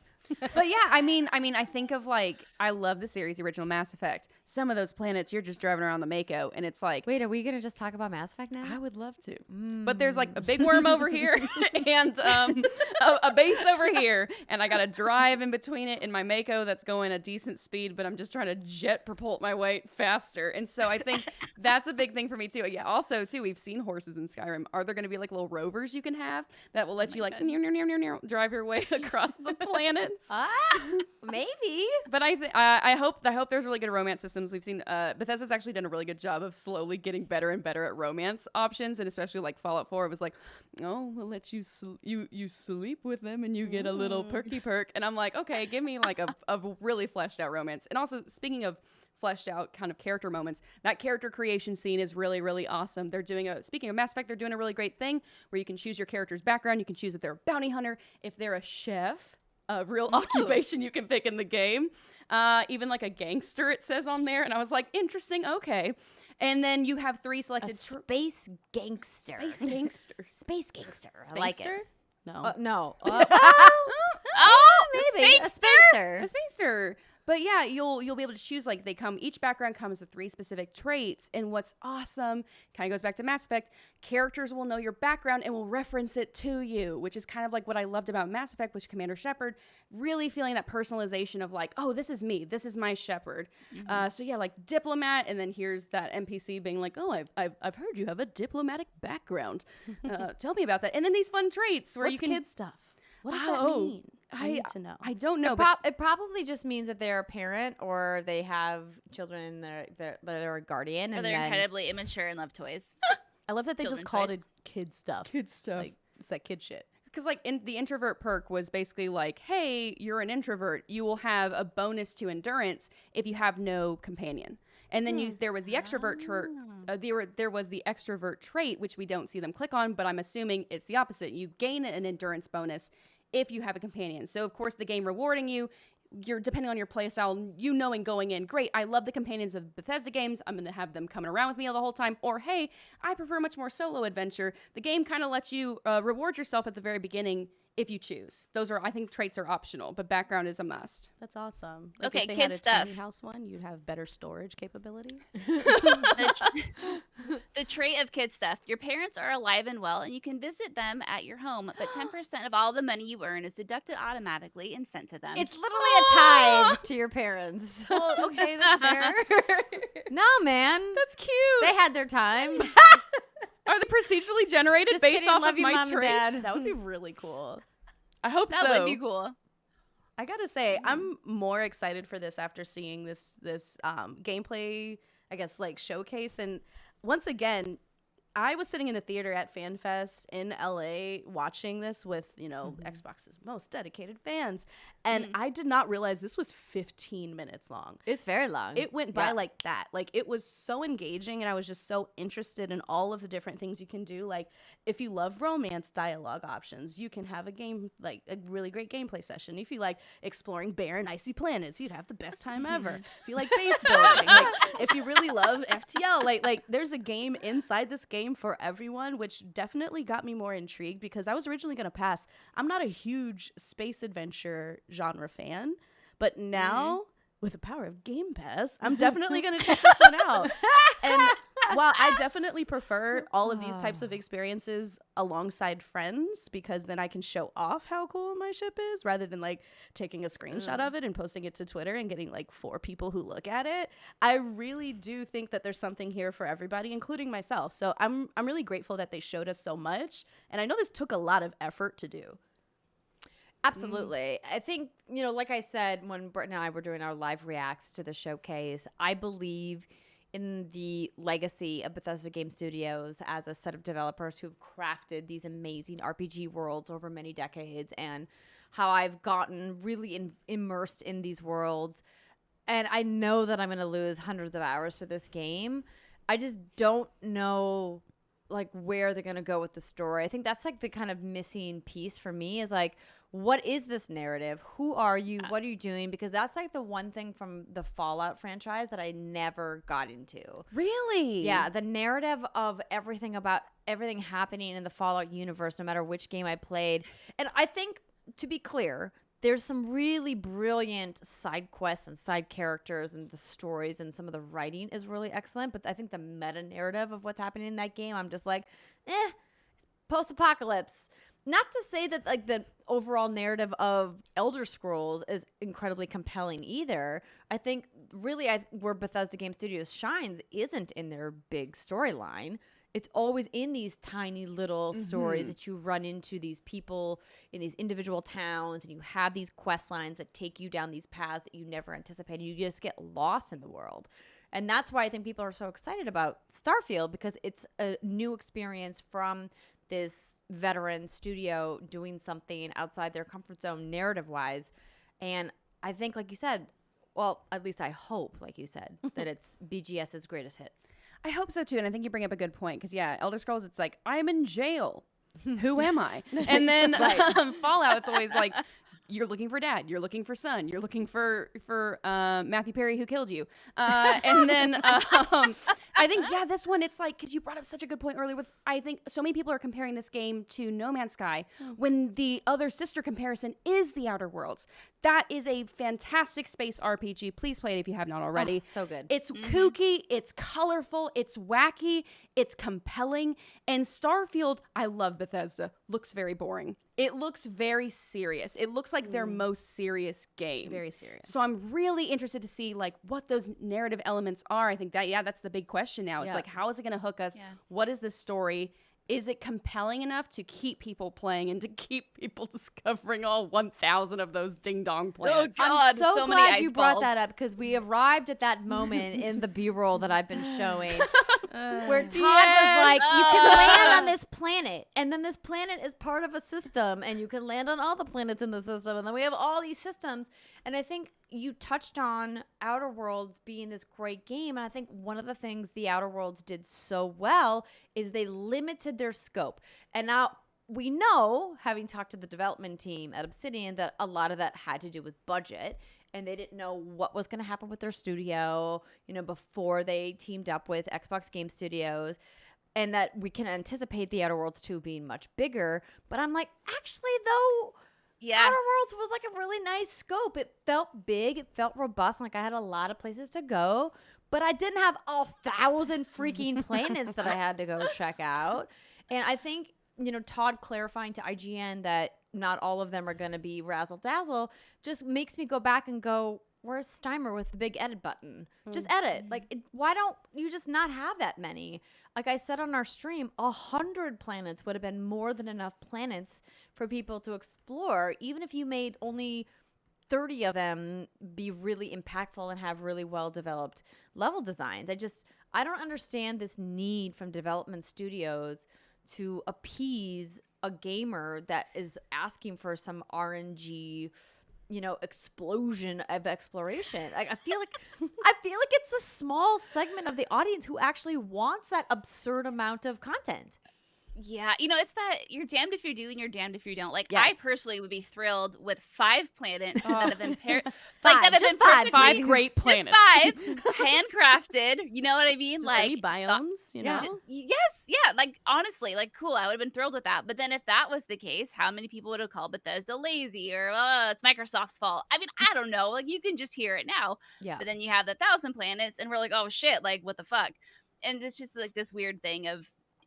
I don't know, damn you do and damn you don't. But yeah, like, to echo everything y'all been saying, I've never finished a Bethesda game, and I don't know why. I just haven't. Fallout, I think it's because like post-apocalyptic is never really my jam.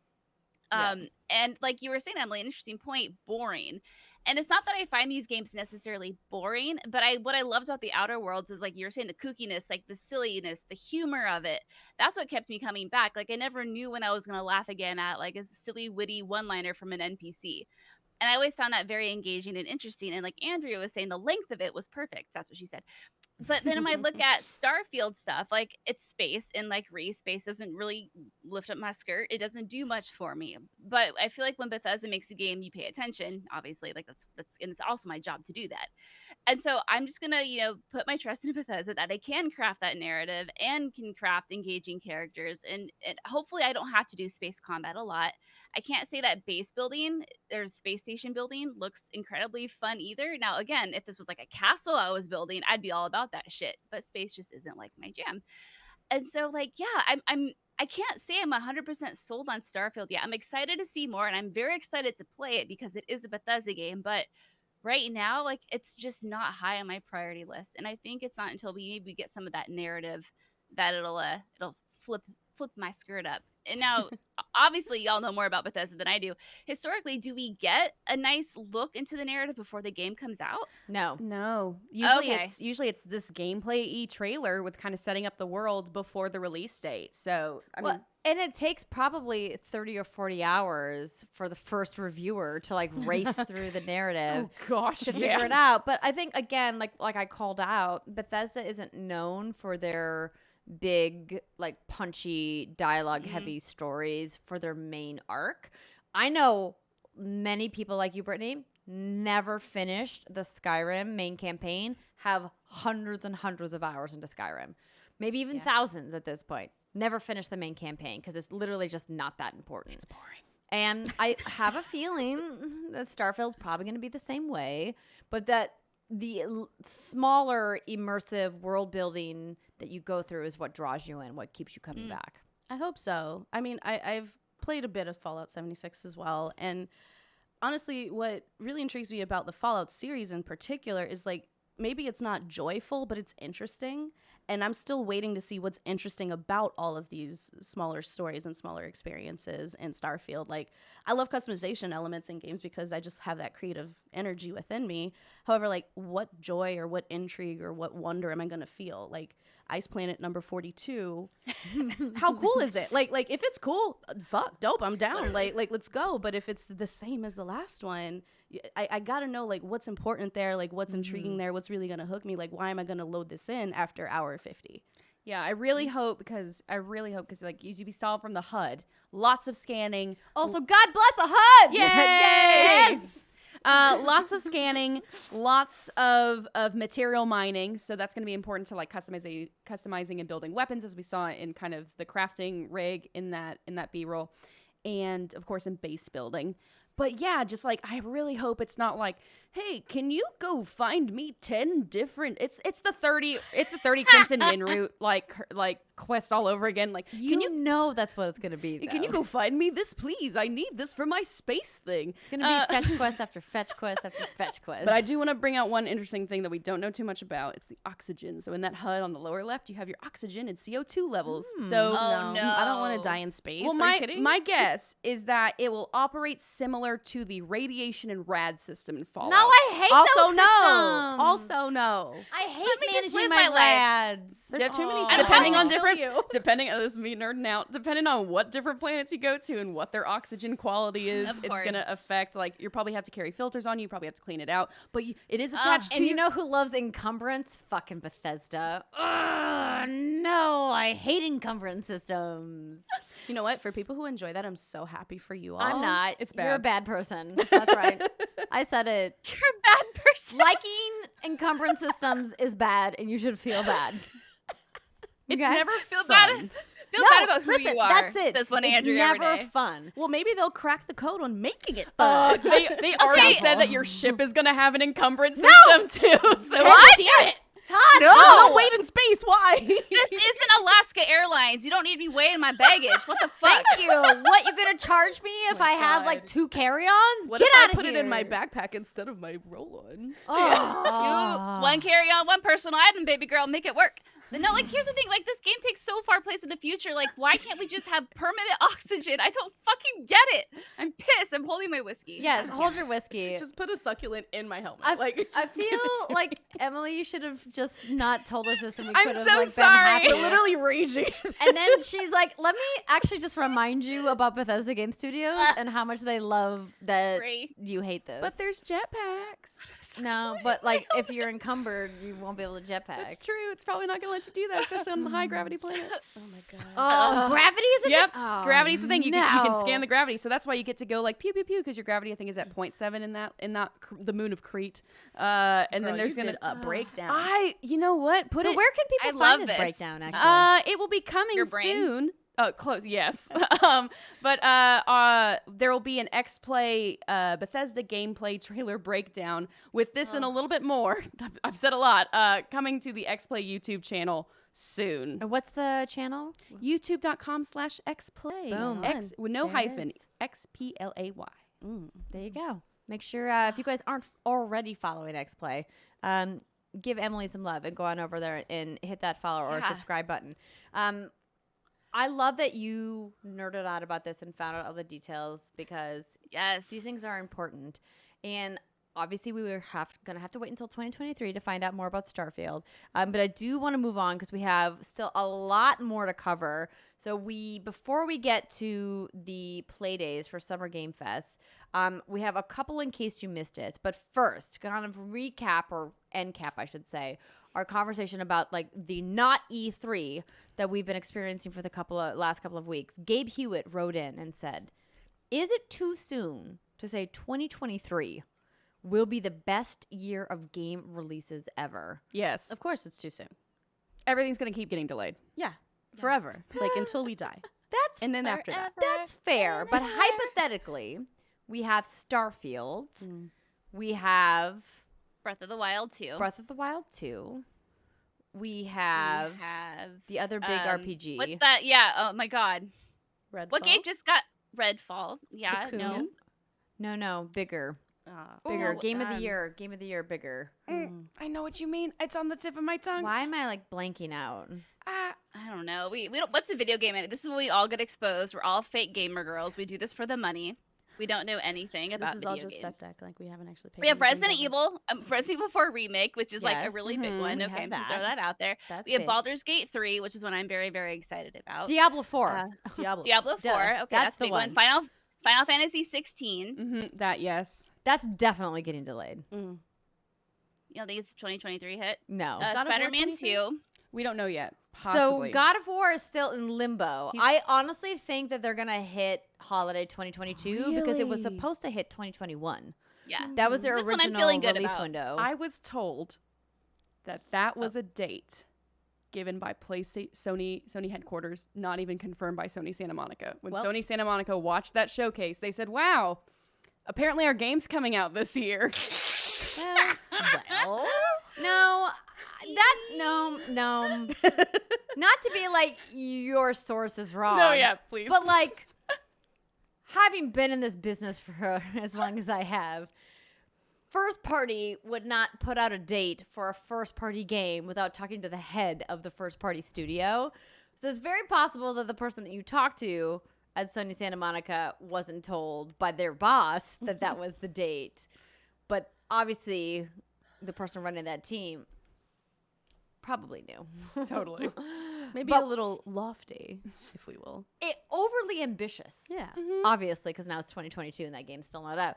But I think holiday, like the rumors are now November, right? The last like leak that we saw was that November was the one where Ragnarok was going to be.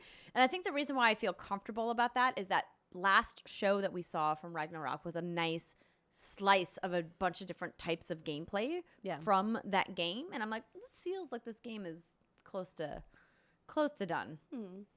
But anyway, we're not talking about God of War. We're talking about 2023 being the best year of gaming ever. And y'all say no. Everyone says no? It's too early. It's too early to call it. It's too early. Ask us at the end of 2023. Right. Gabe wasn't. at Gabe's the end of question- 2023, But, like, was the what best is- year. For discussion on a future show, just pin it in the back of your minds, everybody listening and watching. What is the best year of gaming ever up until now? Well, I mean, there's lots of deep diving we could go into what makes a year 2018. the best. That's what I'm saying. 2018. Well, I think the idea would be looking at critical reviews and fan reviews, also sales. So I think it'd be kind of touch on those three pillars of, Okay. you know, Some what data. what year has like the highest amount of critical praise, fan praise, and of course raw sales, and like what year is that? What games are they? Yeah. Let's break that down someday. Just for funsies, Den of Geek has 2004 listed as their #1 best year of gaming for Halo 2, Half-Life 2, Metroid Prime 2, Metal Gear Solid 5, World of Warcraft, Grand Theft Auto San Andreas, Star Wars Knights of the Old Republic 2, Counter-Strike, Killzone, Ratchet and Clank, Up Your Arsenal, EverQuest 2, Wow. The Minish Cap, Jack 3, Need for Speed Underground 2, Vampire the Masquerade, Spider-Man 2. Yep. Yeah. I mean, that's that's a pretty good list. I was gonna say bangers. 2011. The year that came to mind for me was 1998. We got Ocarina of Time and Resident Evil 2. But that's So it was kind of your personal. best Your year. personal My best best. year of games. My Okay, personal best. this sounds like a really fun combo. Yeah, let's let's pin do it it. and come back to it. Thank you, Gabe, for your question. So to quickly wrap up our news segment so we can move on to some hands-on, because we played some games, y'all. In case you missed it, Brittany, Stealth Dragon Age news just happened. Fuck. And we couldn't talk about it. This was important, and other BioWare fangirl Emily is here, which is great. Yay! Rhea, I think I don't know where you stand in your BioWare fandom. I'm a fan of BioWare, but Okay, so that explains it, everybody. Say no more. my number one BioWare game is Jade Empire, so I'm clearly out of all conversations after that. You're not out of all conversations. You're just not in the current Dragon Age one. That's all. But you can Continue. be. You are at the table whenever you would like to be. I enjoy your joy. Thank you. So there's two big things, right? First big thing, BioWare came out and confirmed that the next Dragon Age game is going to be all about ya boy Egg. Fucking Dreadwolf, fucking soulless. Emily, I don't know how you feel about Mr. Egg. No, I I've dated personally- him, and it's basically like, do you hate yourself? Date this man. Do you enjoy heartbreak? Have a full 60-hour game where you get dumped at the end. Hooray! Escapism. Oh man, I mean, yeah, like the fact that they're calling it Dragon Age Dreadwolf, it's like, well, no shit, Sherlock. Of course, that's what they're calling it. We're fucking hunting that son of a bitch down. He's a very, very bad man who did very, very bad things, and he's a very selfish asshole. And So I he'll wanna be the just, big take his bad of the egg. next game. You know, I don't know. I don't know. Secret bigger bad? Yeah, well, I don't know about a secret big or bad. We're just gonna have to see. There's too much speculation. Dragon Age lore, it's more like fucking loaded than our own actual history in this country. There's so much That's shit fair. going That's fair. on. There's just so much. So like I could see them going in a million different directions for Dreadwolf, and I am just so fucking excited for this game. Anyway, fuck Solus is the moral of this story. That's all. It's definitely an interesting name change because you go from Inquisition, which is an event, to Dreadwolf, which is Right. this dude, this guy. Yeah. And I mean, we know that it's in the Tevinter Imperium, a Right. big location, and like you said, in Dragon Age lore is insane. A big part of the Dragon Age lore we've never experienced. We've only met people from there that has a huge amount of history, a huge amount of culture, a huge amount of lore. And we can imagine what Solus is doing here. He's trying to basically bring back the era of the elves. It's elven Which might just time. kill off every other race. Yep. In the whole, it's fine in Thetis, but it's cool. Don't worry about it. It's fine. You just go on with your bad self. It's But fine. Speaking of Tevinter, though, I think that's what's so interesting about this anime, because that's where the anime is going to be taking place. Yeah, so the Netflix, I was going to show the teaser, and then I realized, no, we'll get content ID instantly from Netflix. So Dragon Age Absolution is an animated series coming to Netflix this December, created in collaboration with BioWare, of course, and it's set in Tevinter, as Brittany mentioned, and it's going to include elves, mages, knights, Kunari, Red Templars, demons, and other special surprises to be announced. Varric! Put Varric in the Kingdom I anime! feel like Varric has to be in it. Oh, give me some Varric love. I would say Alistair, but I feel like he's a has-been at this point, you know? I mean, if they're bringing all the kings around, I think it's tricky because it depends on, I mean, I think he's like the default canon. I remember in Inquisition, he's like the king of Ferelden default. Yeah. So maybe if they bring in the kings or something, or he appears, I think he could possibly appear in a cameo. He might. Maybe, you know, he'll be worm fodder. Maybe his grave. Who could say? Depends what you did with the guy. Makes me sad.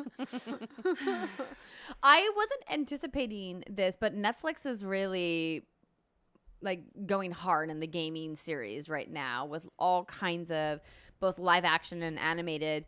If it is even half as good as Arcane was, So good. I'm in. But the difference is I don't know how BioWare is as a series producer to Riot, because clearly Riot crushed Arcane, one of the best animated series I've ever seen. If you still haven't watched it, it is phenomenal. Run, don't walk. And new episodes are coming soon.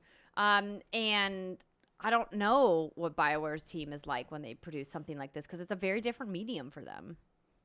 They did have one animated something back in the day, and I think it starred Cassandra. Oh god, it's a blur, but I feel like it wasn't that good. That's like the only like reference point I have. I think I was very toasty when I watched it. But no, I mean, Andrea, I think you bring up a good point. I think for me, like all we've really heard about Tevinter is through codex entries or like pieces of paper you'll find. I think the thing I'm hoping to get the most out of this anime is just like, what is the culture of Tevinter? You know, all we know is like it's supposedly like this big black dark evil place, and just from what we get from Dorian from talking to him, right?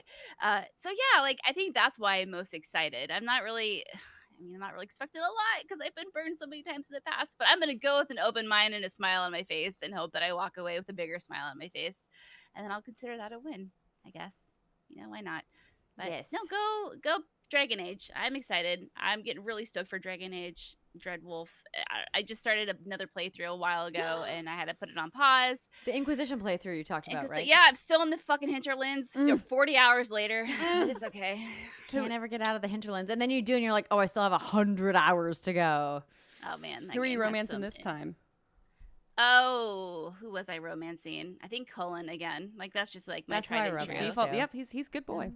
Oh, It's all about that fur cape. Steimer knows what's up. And the last thing we want to mention before we take a quick break is the Assassin's Creed franchise celebrated their 15th anniversary, and they announced a bunch of stuff. And it's sad to me as like a diehard Assassin's Creed fan. You guys can see all my Assassins boys and girls up here in the studio. That I just completely missed all of this news and the tidal wave of news that happened over the last week. So this write-up came from Game Informer, and it says that Assassin's Creed Valhalla is going to get another year of content, aptly named Year 2. Very original. So creative. And it will include returning festivals, Mastery Challenge Pack 2, an Armory update, and new tombs to explore. And sometime this summer, the Forgotten Saga is going to come to Valhalla. And this is a new roguelite inspired game mode. So very different for Assassin's Creed. And it's set in Niflheim, because obviously this is all set in Norse mythology. In it, the daughter of Loki, Hel, is pushing Odin through an endless realm of death. And like any roguelite, of course, Odin will die a lot. Aww. Over and over again. An official release date was not revealed, but it is going to be free to all players when it does come, if you own the game, of course. Ubisoft will release the final episode of Eivor's story as a free chapter to all players near the end of this year, and then the Viking Age version of the Discovery Tour, which of course is their educational mode of the game, which I love that they do, can now be downloaded as a standalone title, which is excellent for teachers and educators out there, on PlayStation and Xbox consoles, Stadia, and Luna platforms, and of course PC. Ubisoft released a 60 FPS patch for Assassin's Creed Origins, which is, you know, if you guys haven't played Origins, Yeah. is cool. But I don't know if you like the 60 frames per second is super necessary, but cool. You're making the If game you better. haven't played it, it's free this weekend to play. Oh, I forgot that they're doing that. Nice. Yep. So it's through June 20th, right? Mhm. That's what it says. So depending on when you're listening to the podcast, you may or may not have missed the window. And that Ubisoft is going to reveal the future of Assassin's Creed this September in a very special event. So we haven't yet heard about a Ubisoft forward for this summer, which is really telling. And so I think maybe September is going to be it, because we haven't seen Ubisoft do like a standalone Assassin's Creed event. Like, why would they? And I think it's important to call out in advance of our Summer Game Fest conversation that we're going to have that it's probably because they don't have anything ready to show, because they were noticeably absent from everything that happened over the last 2 weeks. Didn't see them at State of Play. Didn't see them on Xbox's stage. Didn't see them doing anything on their own. They really just decided, we're going to sit this one out, everybody. Maybe we'll get a forward closer to Gamescom, since they are obviously a very European-centric developer, but they have teams all over the world. So I think it really just comes down to them saying, we're not ready to show anything yet. You know what? I respect it. I mean, I would love to know what happened to Beyond Good and Evil 2. You and me both, Emily. But also, I think a game that apparently is slated to come out this year, amazingly, is Skull and Bones. That's like the big LOL moment of it all, honestly. 2020, I know. 2022, year of Skull and Bones. We haven't even seen that game. Like, how could it? I was so you have to excited. start your marketing all over again, Ubisoft. You gotta push it. But we will lament about Ubisoft at a later time and look forward to September. And on that note, we're going to take another quick break. And when we come back, we got the opportunity to play some games at Summer Game Fest. Stick with us. We'll be right back. Welcome back to the show, ladies and gentlemen. This is when we talk about all of the games we've been playing. But first, I want to let you know that this week's episode is brought to you by Athletic Greens. So our next partner has a product that your body would like you to start using every day. So what is this stuff? It's called Athletic Greens. With one delicious scoop of AG1, you're absorbing 75 high-quality vitamins, minerals, whole food source superfoods, probiotics, and adaptogens to help you start your day right. This special blend of ingredients supports your gut health, your nervous system, your immune system, your energy, recovery, focus, and aging. Basically, all of the things you want taken care of to live your best life. Athletic Greens was created when the founder experienced a ton of gut health issues and ended up on a complicated supplement routine to recover. It was costing him $100 a day, so he created Athletic Greens after experiencing how difficult it was to create an optimal nutrition routine on your own. Concerned about dietary restrictions? Well, good news. Athletic Greens is keto, paleo, vegan, dairy-free, or gluten-free. And it contains less than 1 gram of sugar, no GMOs, no nasty chemicals or artificial anything, while still tasting good. With over 7,000 5-star reviews, they must be doing something right. So right now, it's time to reclaim your health and arm your immune system with convenient daily nutrition. It's just 1 scoop in a cup of water every day. That's it. No need for a million different pills and supplements, so look out for your health. To make it easy, Athletic Greens is going to give you a free 1-year supply of immune-supporting vitamin D and 5 free travel packs with your first purchase. All you have to do is visit athleticgreens.com/whatsgood. Again, that is athleticgreens.com/whatsgood to take ownership over your health and pick up the ultimate daily nutritional insurance. This episode of What's Good Games is brought to you by Zavi. So as I mentioned, once again, this episode, we are partnering up with our friends over at Zavi, of course, the home of all things pop culture. Zavi is the go-to place for merch, clothing, and collectibles inspired by your favorite franchises. But did you know that they also have a monthly magazine? And it's out and free for you to read right now. In this month's edition of The Lowdown, they have a ton of interviews about the month's biggest releases in movies, TV, and games. On the cover right now is Ms. Marvel, plus there's an exclusive interview with Iman Vellani, the actress who plays the MCU's newest hero. There are also exclusive interviews with Jurassic World Dominion director Colin Trevorrow and the cast of The Boys, including Carl Urban and Jensen Ackles. And they reveal all of the secrets of Season 3.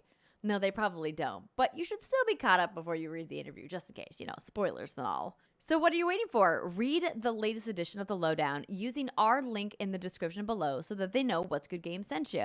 And don't forget, you can take your love of video games and nerd culture to the next level with gear from Zavi, like this amazing Game of Thrones goblet that I showed you guys in my unboxing video, which if you guys have missed our Zavi unboxings, they're pretty fun.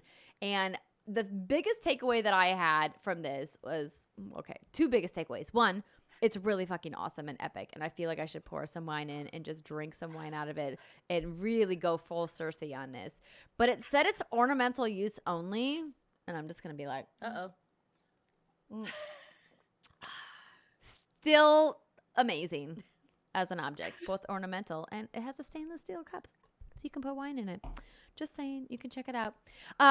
If you guys want your own Game of Thrones goblet or any of the other amazing products that they have over at Zavi.com, be sure to use code WGG to get 20% off of clothing or 10% off other items on the site at Zavi.com.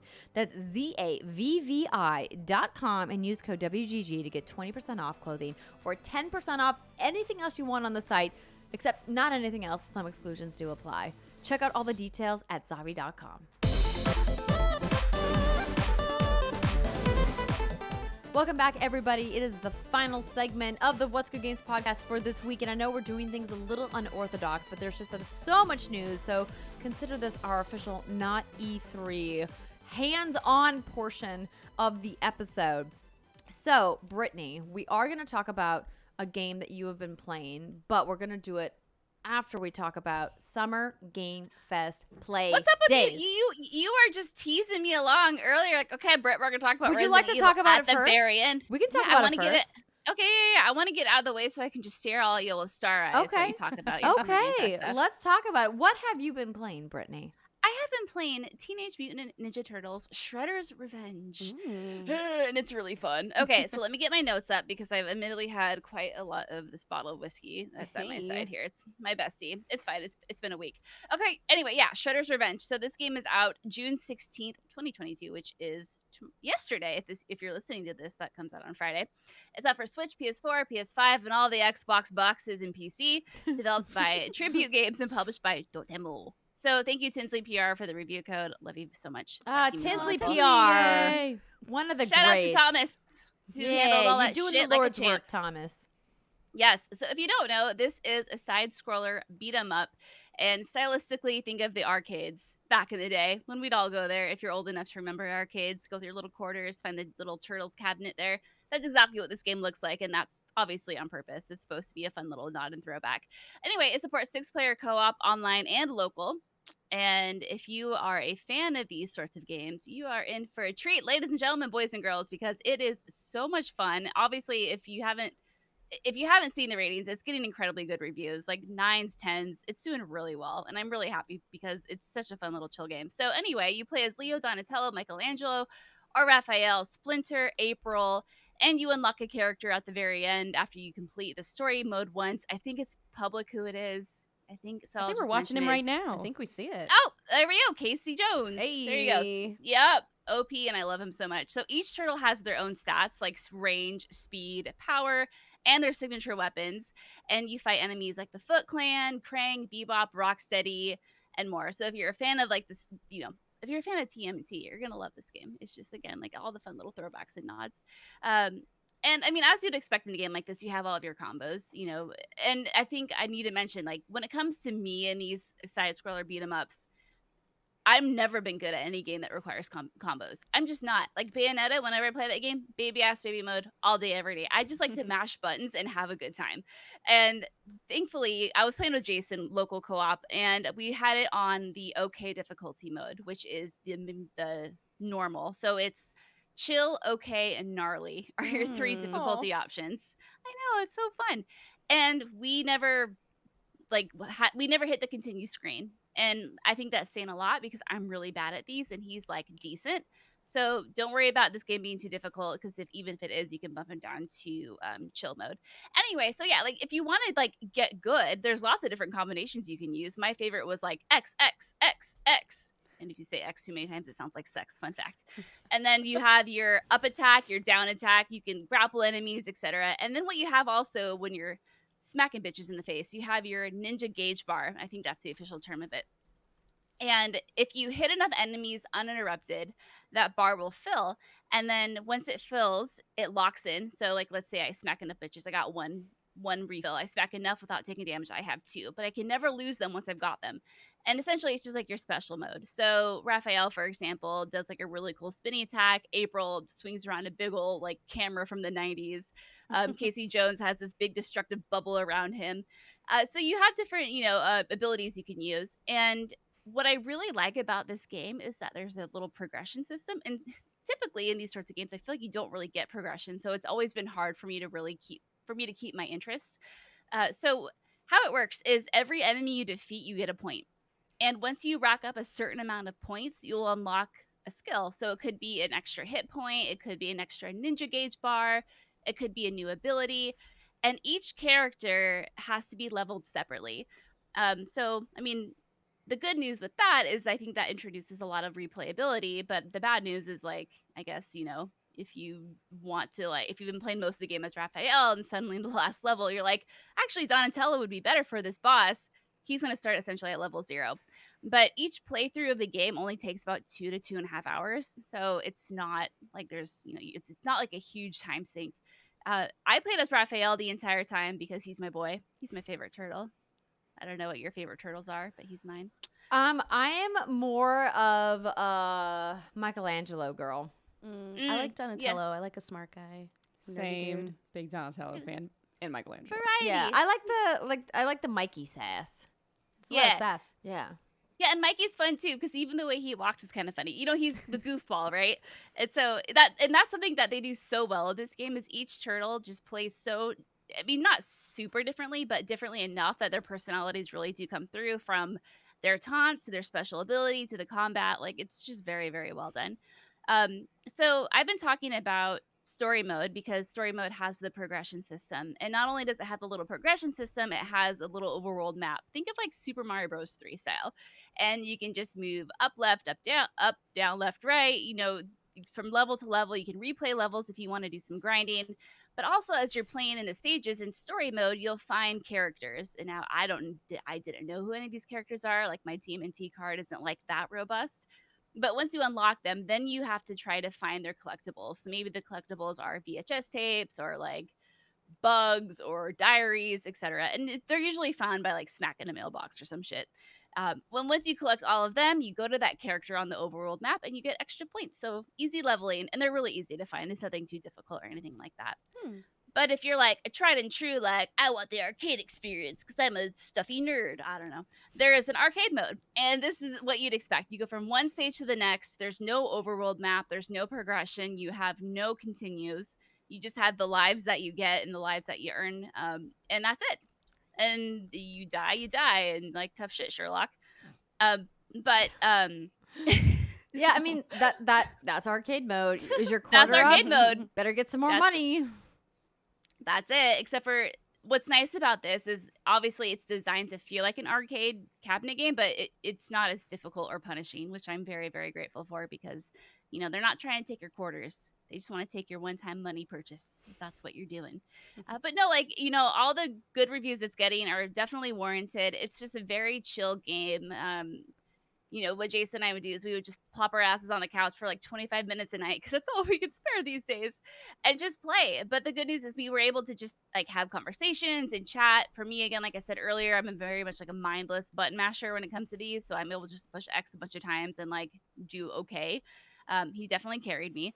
But yeah, it's a really fun co-op game, really fun throwback. And if you are into these sorts of games, I absolutely recommend you check it out. They did a great job. The soundtrack is just phenomenal.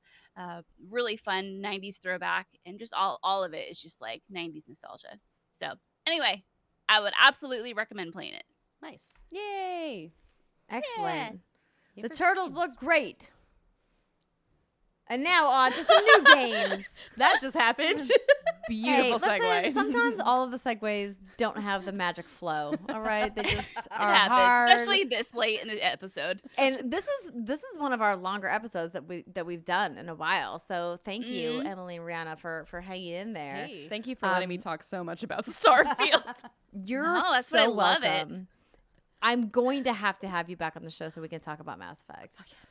I know that there's not going to be a legitimate news reason for a long time, probably, for us to talk about it, but it's okay. We can just talk about it. Yeah, this is a special episode. But on to actual games that are new and coming soon that we get to play at a real in-person video game event. Oh, Boy, how? So not to give you all the FOMO, Brittany, but it was no, it's really okay. Give it to me. it was really nice to finally see people in person again. So I put up a little vlog on my personal Twitter at Andrea Renee that I shot with Rihanna of us at the space at Summer Game Fest Playdays. And big shout out to I Am 8-Bit and Jeff Keighley for putting this event together, because it was so great to see developers in person and to see other games, media, and content creators in person, and kind of remind us why we are invigorated to keep making content and to keep working in media in this space, is to bring you guys coverage and to talk to devs and hear their stories about the games that they're making. And this was such a great setting to do that. So if you want to see the space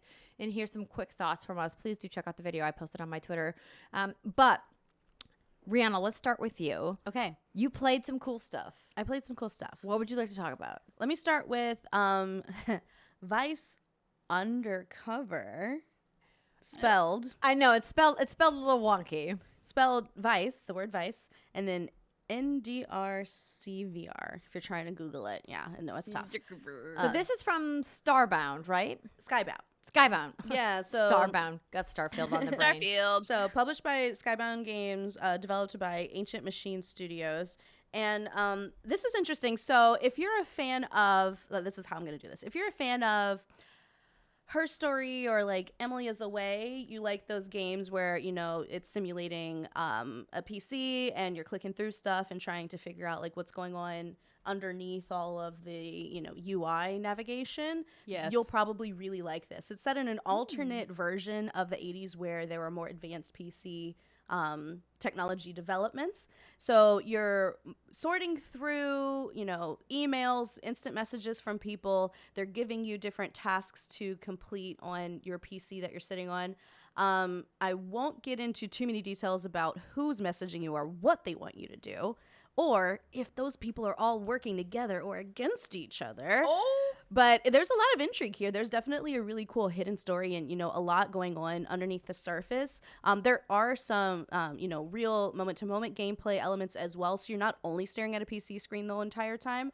But what I found really interesting about this game was that they had a time limit mechanic. So, you know, a lot of us, you know, we have busy lives. Y'all have babies. You got a job. I will eventually again. And what is really, really cool is that it gives you 1 hour for each day to complete all of these tasks, because narratively, that's the only amount of time you have access to this computer.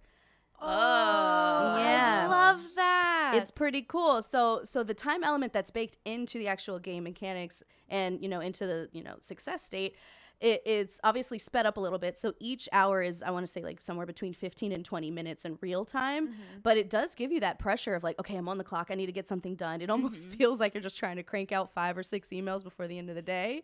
Oh, Except- God. That sounds a little too real, Ree. But I don't know. you're like fighting crime or committing crime or both, and it's really cool. Like, it was a very interesting take on, you know, this, you know, somewhat familiar medium that we've now seen a few times, and I really appreciated that additional layer of storytelling. And, you know, a bravo to the developer, because they had a really tough time explaining this to us.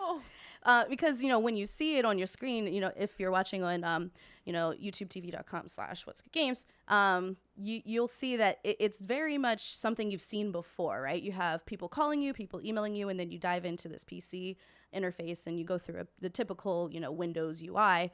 However, it really does feel like you're affecting change within the world that you occupy, and I really liked that take on it. So yeah, Vice Undercover, or NDRCVR. Undercover. Indie Undercover. Indie server. Vice Under server. But Listen, yeah. So okay, so I here we go. Yeah, so I watched over Rihanna's shoulder as she was playing this game and listening to the developer, kind of talk about the backstory of like why they wanted to do this. And I was like, okay, so this is a really interesting idea of like what would a big drug lord do if they had access to the internet like we do today. But that's not really where it's set. It's set like at the beginning of the internet.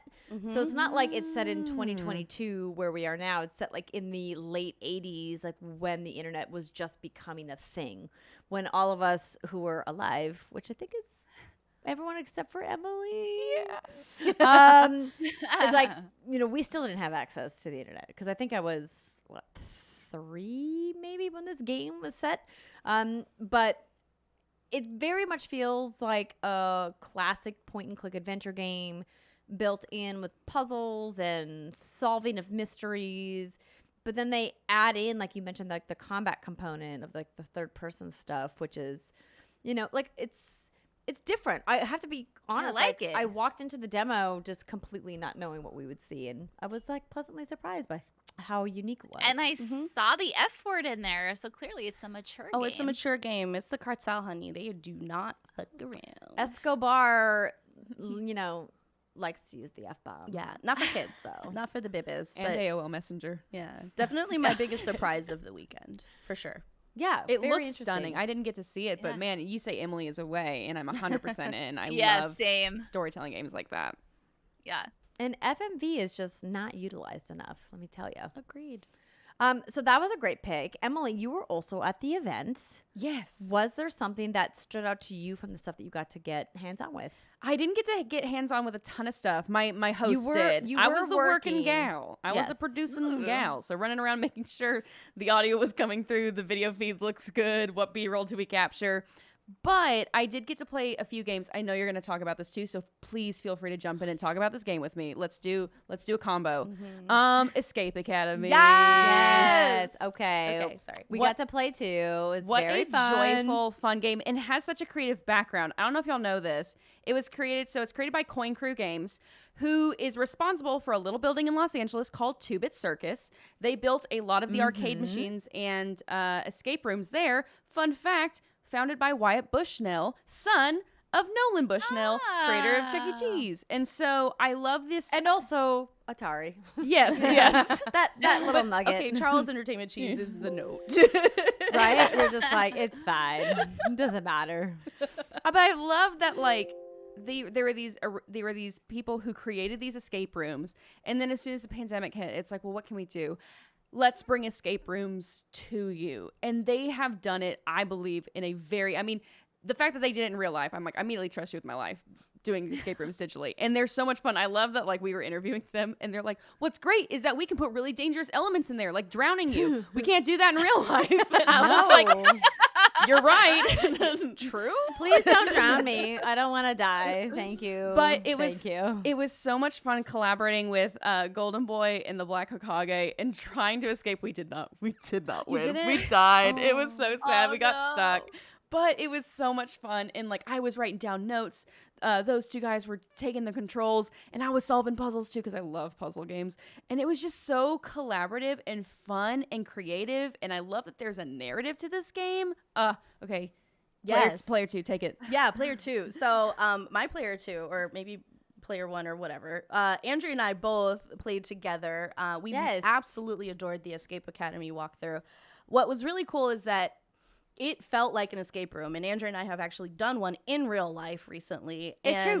And it felt like we were there. Like, it felt like the danger was obviously heightened from what you are allowed to do with real people.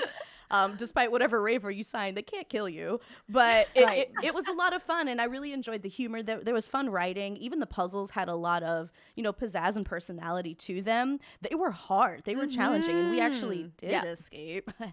We did, Better. and the developers told us that we got a really good score. Yeah. They- So they said one of the top. So I do have like a tiny sliver of gameplay to show you, but they told me I could only show you guys 45 seconds of B-roll, Okay. which is very limiting. I am 8-bit and Skybound. I'm just saying. Well, So- I mean, Okay. B-roll is inherently going to spoil the puzzles for you. And Right. again, True. puzzle game queen over here. They are great. Like, they really did a good job thinking outside the box, making you really, like, you know, stretch your mind and work together, because as Andrea saw some parts of a clue, I saw other parts because we were playing co-op Yes. next to each other. And shout out to Catch Co-op coming back. That's awesome. But you Okay, really so do how need does to the work co-op together. work? Is it just like one screen you look at, or what? So we each had our own screen, and we were controlling our own character, and we could pass items back and forth. Oh, cool. Mhm. Yeah. So the That's way fun. that they said is that, or maybe I'm thinking of a different game. No, this was right. It was split screen. Oh no, I was gonna say it's like there's local and then there's online, but you can't cross between the two. I'm thinking of Lego Brawls, which we're gonna talk about in a second. But I'm with Ree that this game absolutely surprised me about how much I was gonna like it, because I think I get stressed out in these kind of puzzle games. But obviously going in with Ree, it was really fun, and I had the opportunity to actually see this game for the first time at the ID at Xbox Showcase that I hosted on Twitch Gaming with Okadrian, which was really awesome. And I had fun watching him play, just kind of as like a passive watcher. Was I judging him? No, absolutely not. Okay, Adrian, I wasn't judging your ability. Oh, she totally was. For those of you falling for that bullshit. Maybe I was. No, but he did great. But what's fun about this is that it reminds you that it's okay to actually bust out a pen and paper and write down clues and write down how you want to solve a puzzle or put down numbers. And it just reminds me that, like, sometimes I overlook things, and then sometimes, you know, Rihanna would overlook things. And that's why it's so great to play as a team with somebody, is that, like, you need that other set of eyes to be like, hey, we missed this thing. And playing by yourself obviously has its own challenges, which people can find rewarding, but it was so fun to play together. And I will say another note that's pretty cool that the developers shared with us is that none of the puzzles repeat. So every time you come across a puzzle, you're going to be dusting off new areas of your brain, which is really great, because, like, a lot of times we just sit around and do the same 4 things all day. Yes. It was really a breath of fresh air, honestly. And breaking out the pen and paper reminded me of my Nancy Drew days. All the Nancy Drew PC games. And so it was just like, it was like, yes, hard Yeah. puzzles. Very good. So that was a really fun one. Another game, obviously, that I just mentioned was Lego Brawls. I don't have any footage that I'm going to pull up right now, but essentially imagine a more user-friendly Super Smash, but with all Lego minifigs. Awesome. And Adorable. we're talking over 300 minifigs, they told us in the game. This is being made by Red Games, published by Bandai Namco. And there's just this endless amount of customization that you can do with your minifigs, from hats to torsos to you know, your weapon that you're holding. And they have some Lego properties like Ninjago that are built in, and then they were showcasing the Jurassic World Lego, not Jurassic World, Jurassic. No, Was it Jurassic World? Jurassic World, because it had Chris Pratt. That's right. I keep thinking of Dominion, which is the new one, but that was not it. It was all the Jurassics, because there was Chris Pratt, and then there was the very wet, sweaty yes, Malcolm. Goldblum. Ian Malcolm, right? Mm-hmm. Sweaty Goldblum. And it was just a really fun game to play. I played with Emily and with the completionist, and y'all were so good. I felt so humbled. I was like, this is why I don't play Smash, because I'm just not good at platform brawler. I'm not good at platform But brawlers you either. you were won almost all the levels. Well, because I think I quickly got the game. The gameplay was really, really good. And also you built us a really good custom character with amazing, like, supers. That's something that's really cool thank about you. this game, is that you can kind of create your own Lego minifig, like you said, with different hats and options. But also you can customize your weapon, like your mid-tier kind of ultimate and then your ultimate. So Andrea did a great job of giving us essentially the floor scrubber, so you could ride like a little machine and just scrub the floor, and it was It great. looked like a Zamboni. Yes. If you're like wondering what she's talking about, it's like not an ice maker. They're literally just giant brushes. Like we're washing the Amazing. floor. And it was great because a lot of kind of they have your typical kind of brawl battles where it's everyone on their own going on at the same time. But then there's a few different modes. Like there's one where it's point capture. So there's like a platform you have to capture for a certain amount of time and you have to hold on to. So you have this Zamboni ult, and you're just able to literally scrub the competition off the platform. So it was great. We were basically tanks. Just like I would always unlock Amazing. and you just find the They literally looked like little smash balls. They were like little Lego bricks. But you collect those, you unlock your abilities, and then we're just like dominating the point. Here we go. But it was really cute. It's really cute. I think it's like baby's first brawler, and I think it's really really great for families, especially if you want to get in the family into like, oh hey, here's one that you can easily jump into that feels rewarding for everyone. And it's up to 8 players. Online and couch. Local. You can do 8 players local, which is wild. That's awesome. So it's like, it was super fun. We had a great time playing, and I'm really glad that, we were able to get some hands-on time, and I clearly have some work I need to do to get good, but maybe I just, spend time making myself look cute, and who really cares? We had a corn cob suit. It was the best. We did. Oh my God, we looked like a giant cob of corn. Yes, that's how you say it. Cob. So that was a fun one, but there was a couple big AAA games there that were... Talk about Sonic. Oh, okay. Here we go. Let's go. All right, let's do it. Let's talk about Sonic. So I think I have a smidgen of B-roll to show you for Sonic Frontiers. Let me see if I can find it really quick. But Rihanna and I shared our demo appointment. So we can only talk about part of what we played. The other part of what we played, we're going to talk about later on. But from what you played from the kind of open world exploration, the introduction to combat, how did you feel about it? I can see how fans of the Sonic IP and gameplay style and franchise would be excited for this. As somebody who has played several Sonic games, but it's definitely not at the top of my list, I didn't understand where they were going with it. It felt more like a proof of concept than a true demo. And understandably, this game is still being developed, so there's a lot of they're not there yet. And of course, I have experience with that, so I can overlook lots of things like, a very sparsely populated world, or not a ton of different mechanics that they implemented. But it felt very combo heavy, which is obviously going to be hard for me because I'm terrible at remembering combos. And also, I didn't really understand why I was here. And obviously there's an element of mystery in a lot of games, and that's absolutely fine. But I didn't have an immediate hook of why I wanted to keep moving through the space. And that's really what was missing for me, and what I'm hoping to see once we get a little bit more depth from a further developed game. Yeah, no, I think what you said, echoes true to how I felt about it as well. And we're looking at a little bit of combat here, on the YouTube channel. But it's nothing that doesn't look too different from what we've already seen in the IGN preview that came out. And I think that was a disappointing fact for me when we walked up to our demo appointment. I think I was really hoping that we were going to see something like that was a little bit more exciting. And I don't want to be like, oh, well, maybe I'm just not the Sonic fan that I was. But I think I just walked up to this gameplay and was like, the world doesn't feel original and exciting. The gameplay feels like I've played it many times before.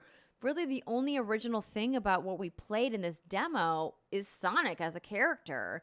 And I feel like there's Sonic games that have been done a lot better. And I think that this game has potential. I really do. I think what they're trying to accomplish by integrating puzzles and integrating this more advanced combat system, which we just kind of saw the surface of, and of course Sonic's characteristic traversal, which he's known for, but they just showed a tiny sliver, and that kind of leads me back to the event overall, which we haven't really talked about. And we are going to talk about Street Fighter 6, which was clearly the biggest AAA that was at the show, and then obviously Outriders. But before we get to those, it was obvious to me, as somebody who's covered almost 14 E3s, that this show was just devoid of AAA's ready to show. Yeah. I think the ESA came out in the beginning of 2022, said there's going to be no E3 this year. And developers were like, okay, that's it. We're not going to make builds. And for people out there who are listening or watching, just as like an FYI, it usually takes developers anywhere from 3 to 6 months or longer to create a demo that you get to play. It's not something they can just like snap their fingers and whip up and, they can show it at one of these events. It takes a long time. They handcraft it. They have to very carefully choose what kind of vertical slice, we call it, of a game that they're going to show. And it was obvious after going to this event that a lot of the big developers with games that are in the works just were not prepared to get hands-on with for anybody. And that is telling of kind of where we're at and how things just aren't back to normal yet. They're not. And I think that's why the ESA also probably read the room on that with their partners who they've been working with for decades and said, we're going to push our show to 2023. And Jeff Keighley and I Mapit came in and said, we're still going to put this on. And I think a lot of games that needed a showcase got a showcase. Yeah. And the games that didn't need it weren't there. Yeah. Agreed. Yeah, that feels right. I mean, as someone who wasn't there, yeah, like my favorite part was just watching the photos of my friends having a good time. Like watching like you guys together, and like I was like, oh, it gave me the warm and fuzzies viscerally, right? But I feel like no one was really talking about the event. There was not a lot of like, oh, you got to read this breaking news coverage from this event. Oh, this game is really good event. It's just kind of like exactly what you said, Andrea. It makes a lot of sense. Which, you know, I'm not you guys, but I feel like I'd be, at least Jeff did put something on. It sounds like it was a good time to get together and kind of like reconnect and everything. But I guess in your opinion, do you think this show needed to happen? I think for the games that showed well there, it was a really great opportunity where they would probably have gotten drowned out any other year. Yes. Or they would have gotten drowned out if we were just watching a digital showcase. Absolutely. Yeah. You can't show Escape Academy. You can't really show Vice Undercover and truly understand what the hell is going on there. Or even like a little title like Bear and Breakfast that you got to play. Bear and Breakfast, absolutely. Breakfast. Or you would see Animal Well and think, oh, it's another Celeste. But no, there's a lot more to it. And while we don't have a ton of time to get into each one of those, like there's a lot of games that really needed a bigger spotlight, and for some of those larger studios to kind of get out of the way and to really have this draw, like with people with the pedigree of Jeff Keighley and companies like I Am 8-Bit, it drew a lot of people in who would give it that proper stage, and I'm happy for that because smaller creators, like smaller voices, really do deserve that attention. Yes. It really speaks to the importance of these in-person events. Like that's a really good point you made. Some of those games you're talking about, how do you showcase that in a digital event? Like it's really hard to do that. But because you're able to go there and play it, look at the impression it left on you, and now like you're talking about it, right? And I think that's what this industry really has been missing, are those special little hidden gems that you can only get from actually playing the game. Absolutely. And I think too, it was a nice kind of like, first step back into the pool of gaming conferences, especially after these last 2 years, especially after a global pandemic. And yeah, just kind of like, it was nice and small. It was very kind of clean and orderly. Like everyone had the same exact kind of presentation space. There weren't these crazy displays where I'm sure these companies were super thankful they didn't have to spend like tens of thousands of dollars on building Millions. Tens of millions.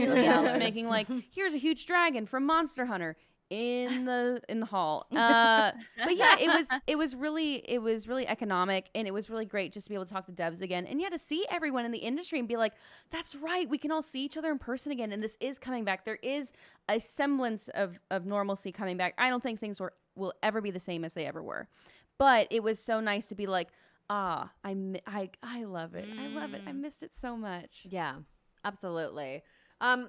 I know this has been a long show, and thank you everybody for sticking with us. I do want to quickly talk about the last two titles because the biggest title of Summer Game Fest Playdays was Street Fighter 6. We didn't really talk about it in the Summer Game Fest stream because I think none of us are fighting game fans, and that's okay. But I do have a lot of history with Street Fighter. I hosted Street Fighter Across Tech in the series like forever and ever ago.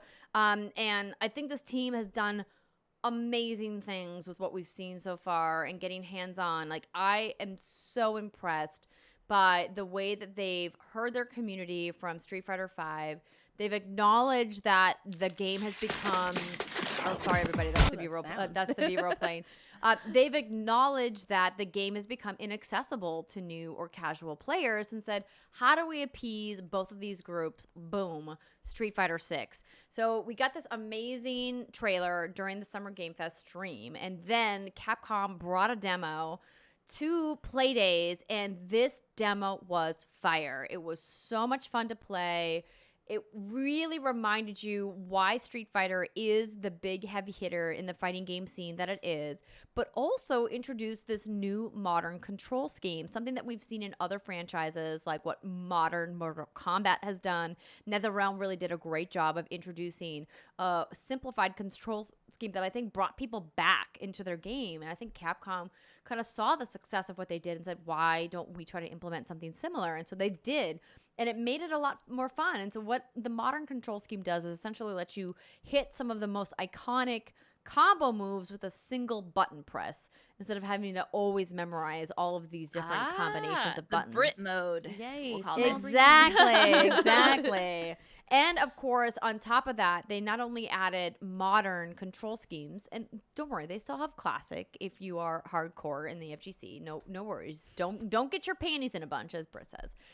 But they brought in a story and campaign mode, which again, shout out to NetherRealm. They did a great job with the most recent Mortal Kombat campaign. Loved it. Have loved what they've been doing, and I'm so excited to play this Street Fighter campaign mode because I think it's a great way to let people who've been away from the franchise like myself to get back in and kind of get your feet wet with all these different characters, try out their different combos. It's almost like a long extended tutorial. And then once you're done with the campaign, you can be like, okay, I'm feeling a little confident. Maybe it's time to go for a little PvP. I had the opportunity to play against one Khalif Adams from Spawn on Me. Did I beat his ass? You know it. Oh, shoot. Okay, but he also beat me. We went toe to toe. But it was fun. We had a great time playing against each other. And the new characters that they introduced, Luke and Jamie. So obviously Luke was introduced at the end of Street Fighter V's DLC run. But Jamie is such a fun character. It's just like this breakdancing, like husbando. I mean, like he is a pretty boy. Andrea does not use the word husbando often. I have to Google. Let me see if I can pull Jamie. Oh, she does. I am very excited to see this Jamie. And he fights like he's just dancing. Okay. Honestly, just dancing, and then he's got this like enrage mode that we very casually we're calling sexy hair mode. Because he just like he drinks from these gourds and it sends him into this mode where he wears a braid, but then like the hair comes out of the braid almost Bayonetta style. And then he just like whips it around. And so let me see if I can find some gameplay here. I'm probably gonna have to pull this from IGN and then ask them to forgive me for showing it later. Shout out to IGN. IGN, you the best. Thank you for always helping us. Okay, let me see here if I can pull up some Jamie footage. Very excited. So the other two fighters in the demo were classics. It was Chun-Li and Ryu. But I don't really need to show you Chun-Li and Ryu because you've seen them. We know those guys. Everybody knows we know those guys. So thank you to IGN in advance. I will ask you for permission. Okay. So this is Jamie. Hi, Jamie. And once you see him fight, he's just dancing the whole time. He's got presence. Right, look at Ooh, those brows. Eyebrows. Look at those brows. Oh, that face. So that face is player controlled, by the way. Okay, so I you thought can make so. those faces by moving your sticks like while you're waiting. He's got long hair. Yeah, so he's got this long braid, and then so that's the gourd that he's drinking. And so once you reach this state, the hair comes out and just kind of like whips around. It's really he looks cool. chaotic. I love it. So it's like a little capoeira breakdancing sort of action going on. Yeah, here? even when he's drinking out of the gourd, it felt very like JoJo in the way Yes, he like leaned very backwards. JoJo. Oh, there we go. Okay, Yeah. so for our audio listeners, imagine a beautiful coif of jet black hair just flowing around an incredible dancer. Surrounding you on your I silk say he looks a lot better with the hair down. I love the hair down. Oh, yeah. Yellow, Tornado. what looks like kind of like yellow track pants or yellow jogger pants with Oh, some black shit, look at sneakers. that hair. And a yellow like tracksuit jacket open with like this incredible like 8-pack of muscles, just being like, look at me, I'm a dancer with all these muscles and this long when ass his braid falls out. Yeah, that's when like the top opens up and his hair just like flows all around you like a not quabbling, what's the word? Like babbling brook. There's an NPC in the background who's just like cradling a cat like, oh really? Yes, she's over by a trash can. Oh, little cat. Yeah, so I really love all of the stylistic things that Capcom is doing with this game. I think that the Street Fighter franchise desperately needed a reinvigoration, and of course they decided we're bringing it to Xbox. Yeah. So it's coming to Xbox, PlayStation and PC this time around, which I think is great for fans. And I just love that they have put so much love in. And then on top of it, the casting that's in it. So they have announced that they've brought on some of these iconic names from the Street Fighter community, from the FGC, that are going to literally cast your game as you're playing. So while I was playing with Khalif, I was like, is somebody shoutcasting the match? And so they have these lists of names of people that they're working with. They've only announced 2 so far. But essentially, while you're playing, somebody is shoutcasting your match. So it really makes you feel like the excitement of being in a tournament. And if you've never seen Street Fighter played in an esports tournament, I mean, obviously, if you can go to EVO, that is like the place to go for FGC. But there's so many other tournaments. I know Combo Breaker just happened a couple weeks back, but it just really like upped the excitement level. And it's such an interesting, fun, unique thing that they've added to the game. I'm just like really excited to see where this game goes. Nice. What a great way to integrate the community into the game. I love that. Snaps. Very fun. Very fun. I may or may not be over here Googling Jamie Hair Down SF6. New husbando alert. Yeah, I mean, he's pretty fun. He's pretty great. All right. And then the last thing was a thing that I literally had to pull Rihanna away from the station. I was like, the demo is over. You must leave now. Couldn't stop. It was Outriders World Slayer. So this is the new expansion that is coming for Outriders. Outriders from People Can Fly, the game that came out in spring of 2021, if I remember correctly. Yeah, a year ago. A co-op FPS from the people who made Gears of War and from the people who made Bulletstorm. This was their first original IP published underneath Square Enix, and we had a ton of fun playing it when it originally came out. Joey and I streamed it a couple of times, and they have this really unique elemental system built in, and they put out one expansion previously, but this is like their now big thing, and they've added a lot of stuff, and you obviously had a fun time. I did. So as we were talking to the developer, while we were playing, they pointed out all of the different things that are new and exciting and some quality of life improvements. So one of the things that stood out the most to me immediately, just because it is a visual and I really enjoy good visuals, they upped the color saturation. Ooh. And a lot of our experience in our time with Outriders did feel like a little samey. Between each of the levels, simply because, it was very pale and very muted. And they said, like, specifically, they took audience feedback and they were paying attention. They are listening. And they heard, like, it's not really very vibrant or lively. So they up the color. And when I say they up the color, they up the color. Like, there are some really great moments where you walk into this ice planet, for example, and the blue is just so beautiful. And it feels like a different space, not of this world. And it really did help to sort of transport you into, this realm where people have superpowers, and it made it feel a little bit more accessible in that way. Obviously there are new enemies types, there are new creatures, new biomes, everything like that. New weapons and all of those, wonderful looter shooter quality of life improvements when they add an expansion. But they also have this new thing called the Ascension modes. So as you know, as you float, this head explosion is so good. As you know, as you play through Outriders, the world can become increasingly difficult, and you can gain world tiers, increasingly difficult. And you can gain better loot as you go through the world if you choose to up your tier. You can choose to stay at 1 if you would like. Nah, you don't want that low level loot.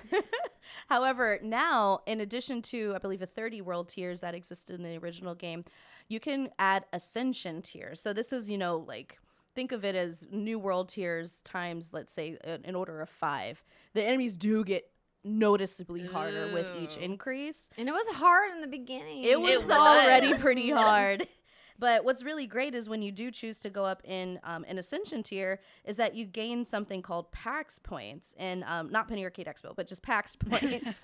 And this allows you to customize your individual Outrider even further past your your designated skill. So I play a Technomancer, and for instance, the thing that I really love about my Technomancer is I can throw out a turret, it'll cover me, it'll freeze enemies for me, you know, it'll kind of do a little bit of crowd control. But with these additional PAX points, I can also say anytime I throw out my turret, it's also going to give me an endurance boost, so I can run a little bit faster or like, you know, survive a little bit longer. And so it allows for this additional layer of customization that can work with any of your I forget, Outriders, I guess, any of your classes, and just allows you to tweak even further according to your play style every time you choose to up your ascension points. Now, you may not up your ascension points and you just stay, you know, basic bitch to Outriders. Well, you want to spend your points. You definitely want to spend your points. And what I love more than anything is, you know, I've had a lot of hard moments where I've chosen to step away from Destiny 2 because I don't feel like that game's grind is really appropriate for me in the way my life is set up right now.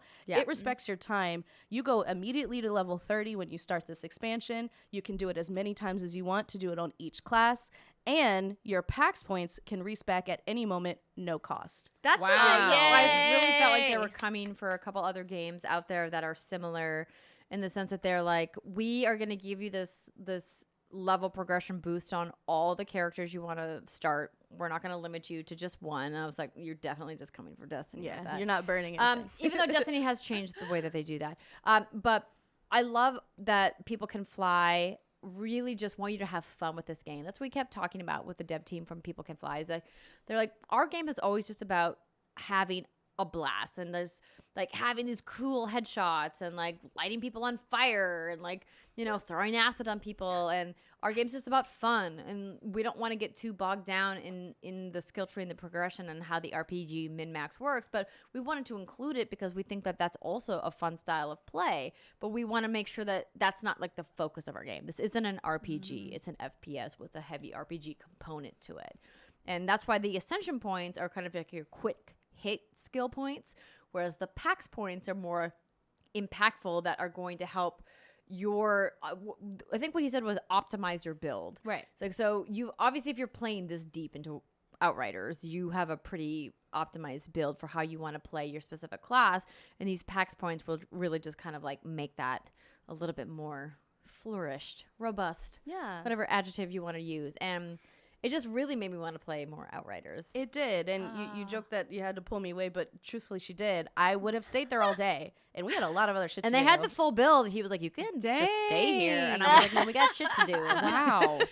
I need to get back into that. We were playing that, Andrea, just like months before we gave birth. So I'm trying to, all I remember from that time of my life is that I loved that game. I loved impaling the bad guys because it was just like, was a healthy way for me to vent the frustration of being like 9 months pregnant at the time. Yeah. You should get back into it. I want to. Ooh, yay. Well, thanks, Ree. You're welcome. Yeah. And then, of course, all of the same things, the same platform, same everything, you know, Game Pass, whatever. Play it wherever. Yeah, they told me that they have over 5.5 million players, and over 1 million players have put more than 100 hours into the game. Jeez. Nice. Shout out to y'all. Thanks for letting them know about the color stuff, because they heard you. Right? Like it looks so much better. I mean, the game was good before, and they've added a bunch of new story stuff, and I was always really impressed with the amount of story work in this game, because I just expected it to be a fun shooter, just pew stuff. But then I was like, oh, actually these cutscenes are like pretty legit. Yeah. So lots to play. I'm trying to find the release date for this. What's the release date? June 30th. So it's coming out literally in like a week. Yeah. Weeks. You can pre-order it if you choose to do so, or just get it. Yeah, PS5, Series X and S, PS4, Xbox One, and then PC for Steam, Epic, Windows, Nvidia GeForce, and Stadia. And crossplay. Yeah. Yes, and crossplay is a thing. That's a thing. This has been a whopper of a show, and we left a lot out. Like a lot we didn't talk about. Lots of games. But we obviously can't cover it all, but I want to give a big shout out and thank you to Emily for being here. Thank you. This is such an joining honor. us. I just love talking games. You are welcome back anytime. Tell your team at XPlay that they need to put you on the show more. Yes. Oh, wait, aren't you the producer over there? You should put yourself on the show more. Yeah. I will do my best. Yes. Just tell that completionist guy that his skills at Lego Brawls were just not quite good enough and that you were going to take his spot. That's right, Gerard. I'm coming for you.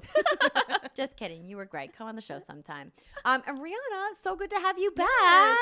Yes, So if you guys missed it, Rihanna made an announcement that you have officially parted ways with G4. I have. Shout out to the G4 fam, all the love. But yeah, I miss being in games. Clearly, I have a lot of thoughts about them. So I want to go back to being on the teams that make them.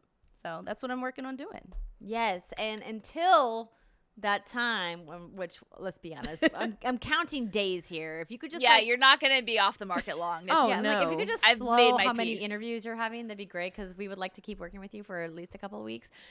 She's going to be back here on WGG helping us with some stuff and, of course, being on the show for as long as we can have you. I mean, you're so incredibly talented and such just like a wonderful, amazing person that like any company should hire her immediately, but also like stay here. But maybe and not talk games. immediately. No, yeah. Maybe hire her like in August. Sure. Give her a starting bonus Bree, to like start hold at up. OnlyFans, Okay. float Wow. Okay. for some time, Mhm. and then just hang out with us. Okay. There you go. You know, I Problem wasn't solved. expecting you to throw OnlyFans in there, but you I know, mean, we've that's all had fine. this discussion. Let's be real.